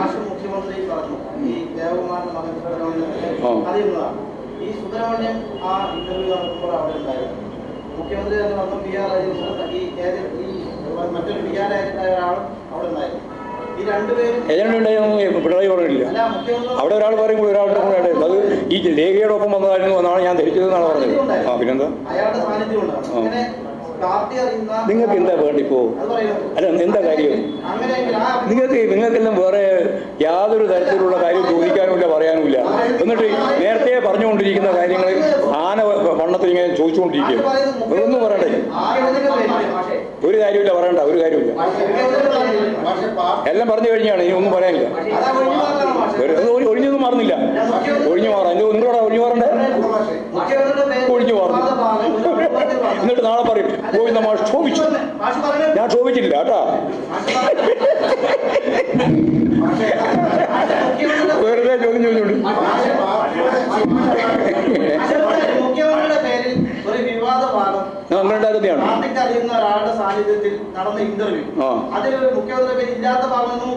ഇല്ലാതാണ്. ഗുരുതരമായ പ്രശ്നമാണ്. ആലോചിച്ചു അന്വേഷിച്ചു. പരിശോധിച്ചോട്ടെ. ഞങ്ങൾക്കത് പരിശോധിക്കേണ്ട കാര്യമില്ല. ആവശ്യമില്ലാത്ത കാര്യത്തിന് മേലെ പിന്നിൽ പോകേണ്ട കാര്യം നമുക്കെന്താ ഉള്ളത്? നിങ്ങൾക്ക് നാളെ പത്രത്തിൽ വരുത്താൻ വേണ്ടി ഒരു വാർത്ത വേണം.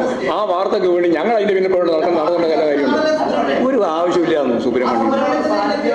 അത് നോക്കിക്കോട്ടെ, എങ്ങനെയാണ് പരിശോധിച്ചു പോട്ടെ. ഞങ്ങൾക്ക് അതിൻ്റെ സുബ്രഹ്മണ്യം നിങ്ങൾ കുറേ ദിവസമായില്ലേ ഈ പറയുന്ന ഭാഗവുമായിട്ട് ബന്ധപ്പെട്ട് ചർച്ച ചെയ്യാൻ തുടങ്ങിയിട്ട് അല്ലേ? ഇനിയിപ്പോൾ അത് പിണറായി ഇന്നലെ പറഞ്ഞതോടുകൂടി അത് പൂർണ്ണമാവേണ്ടതാണ്. നിങ്ങൾക്ക് ഇനിയും പൂർണ്ണമാകുന്നില്ല. ഞാനിപ്പോൾ പറഞ്ഞിട്ട് പൂർണ്ണമാക്കാൻ വേണ്ടി ശ്രമിച്ചാലും നിങ്ങൾക്കത് പൂർണ്ണമാവില്ല. കാരണം ഞാൻ നേരത്തെ പറഞ്ഞ പണിയാണ് നടത്തിക്കൊണ്ടിരിക്കുന്നത്. കമ്മ്യൂണിസ്റ്റ് വിരുദ്ധവും ഗവൺമെൻറ് വിരുദ്ധവുമായ കാര്യങ്ങൾക്ക് വേണ്ടി ഒരു ആശയം ഉൽപ്പാദിപ്പിക്കാനുള്ള പണിയാണ് നടത്തിക്കൊണ്ടിരിക്കുന്നത്. അപ്പോൾ ഞാൻ എത്ര പറഞ്ഞാലും അത് നിങ്ങൾക്ക് ബോധ്യമാവില്ല. ആ ബോധ്യമാവാതിരിക്കുന്നതിൻ്റെ പ്രധാനപ്പെട്ട കാരണം നിങ്ങളുടെ മുൻവിധിയാണ്. നിങ്ങൾക്ക് കൃത്യമായ മുൻവിധിയുണ്ട്, നിങ്ങൾക്ക് കൃത്യമായിട്ടുള്ള ഉദ്ദേശമുണ്ട്, താല്പര്യമുണ്ട്. അത് വർഗപരം കൂടിയാണ്. എത്തുന്നില്ല നിങ്ങളെ ശരി മതി.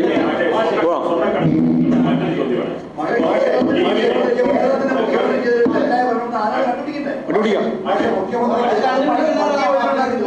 അതിനെ ചരിത്രം തന്നെ കണ്ടുപിടിച്ചു. നിങ്ങൾക്ക് നാളെ വാർത്ത എഴുതാൻ വേണ്ടി ഞാനത് പറയണമെന്നുള്ളതാണ് നിങ്ങളുടെ ഉദ്ദേശം. ഞാനിത് പറയാൻ പോകുന്നു.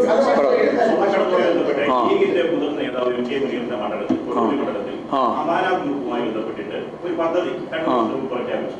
അത് 2 മാസം വിസിറ്റിംഗ് വിസയിലേക്ക് ദുബായിൽ പോകുന്ന ആൾക്ക് താമസ സൗകര്യം ഒരുക്കി കൊടുക്കുക. അതിലെ പ്രധാനപ്പെട്ട ഒരാൾ അമാന ഗ്രൂപ്പുമായി ബന്ധപ്പെട്ട ആൾ അറസ്റ്റ് ചെയ്തിട്ടുണ്ട്. പ്രകാരം അറസ്റ്റ് ചെയ്തു. ലീഗിന്റെ പ്രധാനപ്പെട്ട നേതാക്കൾ അടുത്ത നേതാവ് കൂടിയാണ് ഇയാൾ.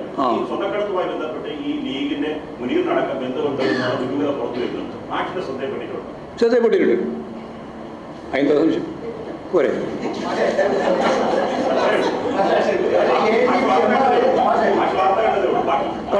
കണ്ടതാണ്. അതായത് എനിക്കതിൽ അനുഭവമൊന്നുമില്ല. ഇമാതിരിയുള്ള നിരവധി ആളുകളുമായിട്ട് ഇവർക്കെല്ലാം നല്ല ബന്ധമുണ്ട്. അതെല്ലാം മൂടി വെച്ചിട്ട് പിണറായിക്കെതിരായിട്ടും മുഖ്യമന്ത്രിക്കെതിരായിട്ടും ഇല്ലാത്ത കാര്യം പെരുപ്പിച്ച് കാണിക്കാൻ വേണ്ടി നിരന്തരമായിട്ട് ശ്രമിച്ചുകൊണ്ടിരിക്കുന്നത് മാത്രമേ ഉള്ളൂ. അവർ ഓരോരുത്തരെ പറ്റി കൃത്യമായിട്ട് അന്വേഷിച്ച് തിരിഞ്ഞു പറഞ്ഞു പോയാൽ നിങ്ങൾക്ക് തന്നെ അതിൻ്റെ എല്ലാം ഉള്ളടക്കം മുഴുവൻ കിട്ടും.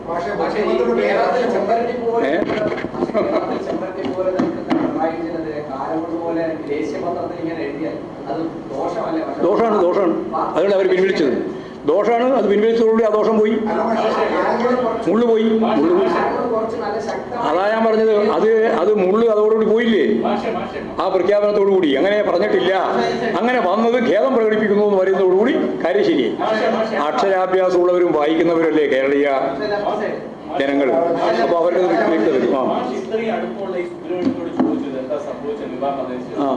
ഇല്ലില്ല, ഞാൻ ചോദിച്ചിരുന്നില്ല. ചോദിക്കണം അല്ല, നിങ്ങൾ പറഞ്ഞാൽ ചോദിക്കാം. നോക്കാം. പറയാം. അല്ലല്ല, സുബ്രഹ്മണ്യ പാർട്ടി അംഗമൊന്നുമില്ല. അനുഭാവം നമ്മുടെ ഒന്നുമില്ല. കൂടിക്കാഴ്ച അതേപോലെ തന്നെയാണ് CPI ADGP RSS കൂടിക്കാഴ്ച രാഷ്ട്രീയ വിഷയമാണെന്ന് പറയുന്നത്. അത് CPM അംഗീകരിക്കുന്നുണ്ട്. പിന്നെന്താ, ഞങ്ങളെ സംബന്ധിച്ച് കൃത്യമായ അന്വേഷണം നടത്താൻ തീരുമാനിച്ചിരിക്കില്ലേ? അന്വേഷണം നടത്തട്ടെ. CPI പറയുന്നത് ഇത് രാഷ്ട്രീയ വിഷയം. CPI പറയുന്നത് ഞങ്ങൾ ആവർത്തിച്ചുകൊള്ളുന്നുണ്ടാ. ഞങ്ങൾക്ക് ഞങ്ങളുടേതായ ബോധ്യമുണ്ട്. ആ ബോധ്യം അടിസ്ഥാനപ്പെടുത്തിയിട്ട് എല്ലാം കാത്തിരിക്കുകയാണ്. അത് അന്വേഷണം വന്നതിന് ശേഷം ശരിയായ നിലപാട് ഗവൺമെൻറ് സ്വീകരിക്കുമെന്നുള്ള ഉറച്ച നിലപാടാണ് CPM-ന്. അല്ല, എന്താ വിഷയം എന്നുള്ളതെല്ലാം പരിശോധിച്ച് വരട്ടെ എന്ന്. നിങ്ങൾ അഡ്വാൻസ് ആയിട്ട് വേണ്ടാത്ത കാര്യം പറയേണ്ട കാര്യമില്ലല്ലോ. അന്വേഷണം വേണം തന്നെയാണ് ഞങ്ങളുടെ അഭിപ്രായം. അന്വേഷണം വേണമെന്നുള്ളതുമാണ്. തെറ്റായ എന്തെങ്കിലും നിലപാടുണ്ടെങ്കിൽ അത് ഗൗരവതരമായി കണ്ട് ആവശ്യമായ നിലപാട് സ്വീകരിക്കണം എന്നാണ് CPM-ന്റെ അഭിപ്രായം. പക്ഷേ ഇപ്പൊ കഴിഞ്ഞ 2 ദിവസം ചോദ്യം, മുഖ്യമന്ത്രിയുടെ പേര് ആരെങ്കിലും ഫേസ്ബുക്ക് പോസ്റ്റ് ഇട്ടാൽ മുഖ്യമന്ത്രി അവഹേളിച്ചാൽ അവർക്കെതിരെ കേസെടുക്കും. പക്ഷെ മുഖ്യമന്ത്രിയുടെ പേര് ദേശീയ ദിനപത്രത്തിൽ തെറ്റായ ഒരു വാർത്ത പറഞ്ഞു, ആ പത്രത്തിനെതിരെ കേസെടുക്കാൻ ജനാധിപത്യ മര്യാദ അനുസരിച്ച് ഹിന്ദു അതിൻ്റെ എല്ലാ മാന്യതയും വെച്ച് നിങ്ങൾക്കൊന്നുമില്ലാതെ കേരളത്തിലെ ഒരു മാധ്യമത്തിനും പ്രത്യേകമായിട്ട് അവകാശപ്പെടാനില്ലാതെ ഈ ഒരു മാന്യത ഞങ്ങൾക്ക് തെശവ് പറ്റിപ്പോയി, ഖേദിക്കുന്നു എന്ന് പറയേണ്ടി വന്നത് ദേശീയ പത്രമായ ദി ഹിന്ദുവിനാണ്. അത്ര അതിൻ്റെ അപ്പുറത്ത് വേറൊന്നും വേണ്ട. ഒരു PR ഏജൻസി ഞങ്ങളെ അവർ പറഞ്ഞത് തന്നെ ശരി, ഞങ്ങൾ അംഗീകരിക്കുന്നില്ല എന്ന്. അവരെന്താ പറയുക, അത് അംഗീകരിക്കുന്നില്ല. ഇല്ലാതെ ഞാൻ അംഗീകരിക്കുന്നില്ല. അങ്ങനെയല്ല, എങ്ങനെയും കണ്ടാലും അത് തന്നെയാണ്. ഞങ്ങൾ അങ്ങനെ ഒരു PR ഏജൻസി അംഗീകരിക്കുന്നുണ്ടോ എന്ന് ചോദിച്ചാൽ വേണ്ട, എന്നാലേ അംഗീകരിക്കുള്ളൂ. നിങ്ങൾ എന്തൊരു ചോദ്യം ഞാൻ പറയുന്നത് കേൾക്ക് ഞാൻ പറയുന്നത് നിങ്ങൾ കുറേ പറഞ്ഞല്ലോ. അതായത് PR ഏജൻസി ഉണ്ടോ ഇല്ലയോ എന്ന് പറയേണ്ടത് ആരാ? ഗവൺമെൻറ്റാണ്, അല്ലെങ്കിൽ മുഖ്യമന്ത്രിയാണ്. PR ഏജൻസി ഇല്ല എന്ന് പറഞ്ഞു, അതോടുകൂടി അത് തീർന്നില്ലേ? പിന്നെ നിങ്ങൾ പിന്നെ അതിൻ്റെ മേലെ വീണ്ടും പോയി ആവശ്യമില്ലാതെ പ്രകടനം നടത്തിക്കൊണ്ടിരിക്കേണ്ട വല്ല കാര്യമുണ്ടോ? ഞാൻ വിശ്വസിക്കുന്നു ഗവൺമെൻറ്റിൻ്റെ ഏറ്റവും വസ്തുനിഷ്ഠമായിട്ട് കാര്യം അതാണ്. ഇനി നിങ്ങൾ വിശ്വസിക്കാതിരിക്കുന്നത് കൊണ്ടാണ് കമ്മ്യൂണിസ്റ്റ് വിരുദ്ധത കൊണ്ട്, ഗവൺമെൻറ് വിരുദ്ധത കൊണ്ട് അങ്ങനെ വിശ്വസിക്കുന്നില്ല. അത്രയേ ഉള്ളൂ.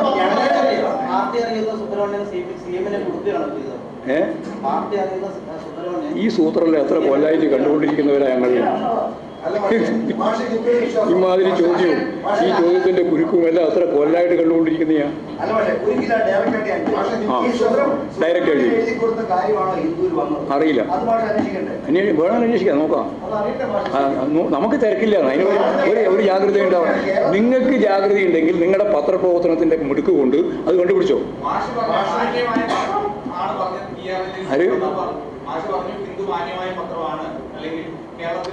ഹിന്ദു മാന്യമായ പത്രമാണെന്ന് പറഞ്ഞത് നിങ്ങളെപ്പോലെ അല്ല എന്ന് പറയാൻ ആപേക്ഷികമായിട്ട് ഞാൻ പറഞ്ഞത്.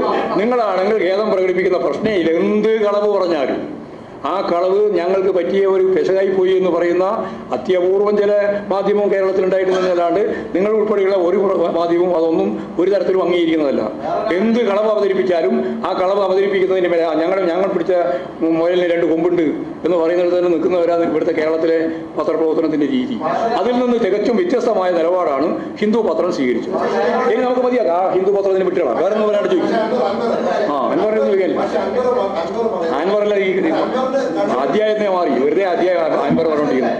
അതൊന്നും ഞങ്ങൾക്ക് ഒരു പ്രശ്നമുള്ള കാര്യമല്ല. ഏത് നേതാവിന്റെ പിന്തുണ ഉണ്ടായാലും നടക്കില്ല. ഒരു നേതാവിന്റെ പിന്തുണയില്ല, ഒരു അനുഭാവിനെയും പിന്തുണയില്ലാത്ത അവസ്ഥയിലേക്കാണ് അൻവർ ഇപ്പോൾ എത്തിക്കൊണ്ടിരിക്കുന്നത്. യു ഡി എഫിന്റെ പിന്തുണ ഇനി ഞാൻ പറയുന്നത് നിങ്ങൾ കേൾക്ക്. ഇനി ഞാൻ പറയുന്നത് അൻവറിന് പിന്തുണയാരതാ? യു ഡി എഫിന്റെ പിന്തുണയുണ്ട്, ജമാഅത്ത് ഇസ്ലാമിന്റെ പിന്തുണയുണ്ട്, SDPIയുടെ പിന്തുണയുണ്ട്. ഇനിയിപ്പോൾ വേറെ ഏതെങ്കിലും വർഗീയ ശക്തികളുണ്ടെങ്കിൽ അതിൻ്റെ എല്ലാം പിന്തുണയുണ്ടെന്ന് കണ്ടാൽ മതി. ഞങ്ങളുമായിട്ട് ബന്ധപ്പെട്ട് ഒരു പിന്തുണയും അതിനില്ല. ഒരു കണ്ണൂരിലെ ശക്തനുമില്ല. അതെല്ലാം കളവാണ്, എല്ലാം കളവാണ്. അൻവറിനൊന്നും കോട്ട് ചെയ്യാൻ തന്നെ പറ്റില്ല. എല്ലാം ഞങ്ങൾ അത് പൂർണ്ണമായിട്ട് വന്ന് ഉപേക്ഷിച്ച് കളഞ്ഞതാണ്.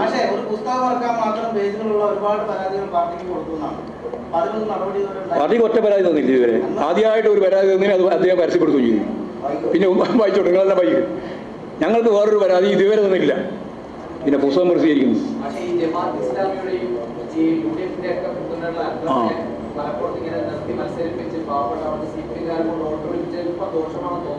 ഇല്ല, ദോഷമാണെന്ന് തോന്നുന്നില്ല.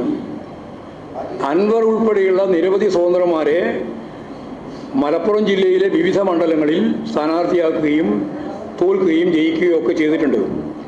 ഈ പ്രക്രിയയിലൂടെയാണ് കമ്മ്യൂണിസ്റ്റ് പാർട്ടിക്ക് വേണ്ടത്ര സ്വാധീനമില്ലാതിരുന്ന മലപ്പുറം ജില്ലയിൽ ഏതാണ്ട് വളരെ ശക്തിയായിട്ട് മത്സരിക്കാനുള്ള സ്വാധീനത്തിലേക്ക് communist party of India Marxist ആ മലപ്പുറം ജില്ലയിൽ എത്തിയത്. അവിടെ അതുകൊണ്ട് ഇടതുപക്ഷ ജനാധിപത്യ മുന്നണിയുടെ ഇത്തരത്തിലുള്ള നിലപാടിനെ അടിസ്ഥാനപ്പെടുത്തിയിട്ട് എന്തോ പെശകുപറ്റി പോയി എന്നുള്ള തിരുത്താനൊന്നും വേണ്ട. അതിൽ ചില ആൾ പോയിട്ടുണ്ട്, ചില ആൾ നിന്നിട്ടുണ്ട്, ഉറപ്പായി നിന്നിട്ടുണ്ട്. അതുകൊണ്ട് ഇയാൾ ഉള്ളത് കൊണ്ടുണ്ടായിരുന്ന എല്ലാ ആനുകൂല്യങ്ങളും ഇതോടുകൂടി അവസാനിച്ചൊന്നും ഞങ്ങൾ കാണുന്നില്ല. മലപ്പുറം ജില്ല എല്ലാവരുടെയും ജില്ലയാണ്. ഇതിപ്പോൾ ആരെങ്കിലും ഒരു ജില്ലയൊന്നുമല്ല. മലപ്പുറം ജില്ല ഉണ്ടാക്കിയതിന് 1967 സഖാ VMSന്റെ ഗവൺമെന്റ് അല്ലേ. അന്ന് കോൺഗ്രസും ജനസംഘവും കൂടി ചേർന്നിട്ടാണ് സമരം നടത്തിയത്. അതിനെതിരായിട്ട് ജനസംഘവും അതുപോലെ തന്നെ കോൺഗ്രസും ഒപ്പം ചേർന്ന് അവിടെ സമരം നടത്തിയതാണ്. കേരളത്തിലൊരു പാകിസ്ഥാൻ വരാൻ പോവാണ്, കുട്ടി പാകിസ്ഥാൻ വരാൻ പോവുകയാണെന്നാണ് RSR എന്ന് പറഞ്ഞത്. അപ്പോൾ ജില്ലയിലെ അട്ടിപ്പാറൊന്നും ആരും അവകാശപ്പെടേണ്ട. ജില്ലാ സംവിധാനത്തിന് വേണ്ടി വളരെ ഫലപ്രദമായിട്ട് പ്രവർത്തിച്ചത് കമ്മ്യൂണിസ്റ്റ് പാർട്ടി ഓഫ് ഇന്ത്യ മാർക്സിസ്റ്റും അന്നത്തെ മുഖ്യമന്ത്രി സഖാ VMSും തന്നെയാണ്. ഒരു പിന്നോക്കം നിൽക്കുന്ന ഒരു ജില്ല എന്ന രീതിയിൽ ആ ജില്ലയെ ഉയർത്തിക്കൊണ്ടുവരാനാണ്. 57 പേര് എന്തായിരുന്നു കേരളത്തിൻ്റെ അവസ്ഥ? മുസ്ലിങ്ങൾ 2ാം പൗരന്മാരായിരുന്നില്ലേ? ഇതെല്ലാം പഠിക്കുന്നതല്ല, വളരെ ഗൗരവപൂർവ്വം തന്നെയാണ് പറയുന്നത്. 57 പോലീസ് വെരിഫിക്കേഷൻ്റെ ഭാഗമായിട്ട് കമ്മ്യൂണിസ്റ്റുകാർ മാത്രമല്ല, മുസ്ലിം ആണെങ്കിൽ MSPയിൽ സ്ഥാനം ഉണ്ടായിരുന്നില്ല, MSPയിൽ എടുക്കുമായിരുന്നില്ല. 57 സഖാ VMSന്റെ ഗവൺമെൻറ്റാണ് അത് മാറ്റിയത്. ഒരു പള്ളി ഉണ്ടാക്കണമെങ്കിൽ 1000 പ്രാവശ്യം നടന്നാലും സാധിക്കുമായിരുന്നില്ല. മറ്റെല്ലാ ആരാധനാലയങ്ങളെ പോലെ പള്ളി ഉണ്ടാക്കാൻ തീരുമാനിച്ച 57 സഖാ VMSന്റെ ഗവൺമെൻറ്റാണ്. അതുകൊണ്ട് പള്ളിയും അതുപോലെ തന്നെ ക്ഷേത്രവും വിശ്വാസവും മലപ്പുറവും ഒന്നും ഉപയോഗിച്ചിട്ട് ഇങ്ങോട്ട് കടക്കാൻ നോക്കണ്ട. എല്ലാ വർഗീയവാദികളുടെയും എല്ലാ വർഗീയ നിലപാടുകളെയും എതിർത്തുകൊണ്ട് തന്നെയാണ് കമ്മ്യൂണിസ്റ്റ് പാർട്ടി മലപ്പുറം ജില്ലയിലും അതിശക്തിയായ ഒരു പ്രസ്ഥാനമായിട്ട് മാറിയിട്ടുള്ളത്. അതുകൊണ്ട് മലപ്പുറത്തിൻ്റെ പേര് ഉപയോഗിച്ചിട്ട് വർഗീയവാദികളുടെ എല്ലാം കേന്ദ്രമായിട്ടാണ് അതിനെ കാണുന്നതെന്നുള്ള ഒരു തെറ്റിദ്ധാരണയും ഞങ്ങൾക്കില്ല. മലപ്പുറം എല്ലാവരുടെയും മലപ്പുറമാണ്. ആ മലപ്പുറത്തെ ഫലപ്രദമായ രീതിയിൽ തന്നെ മുന്നോട്ട് നയിക്കുക വേണ്ടത്.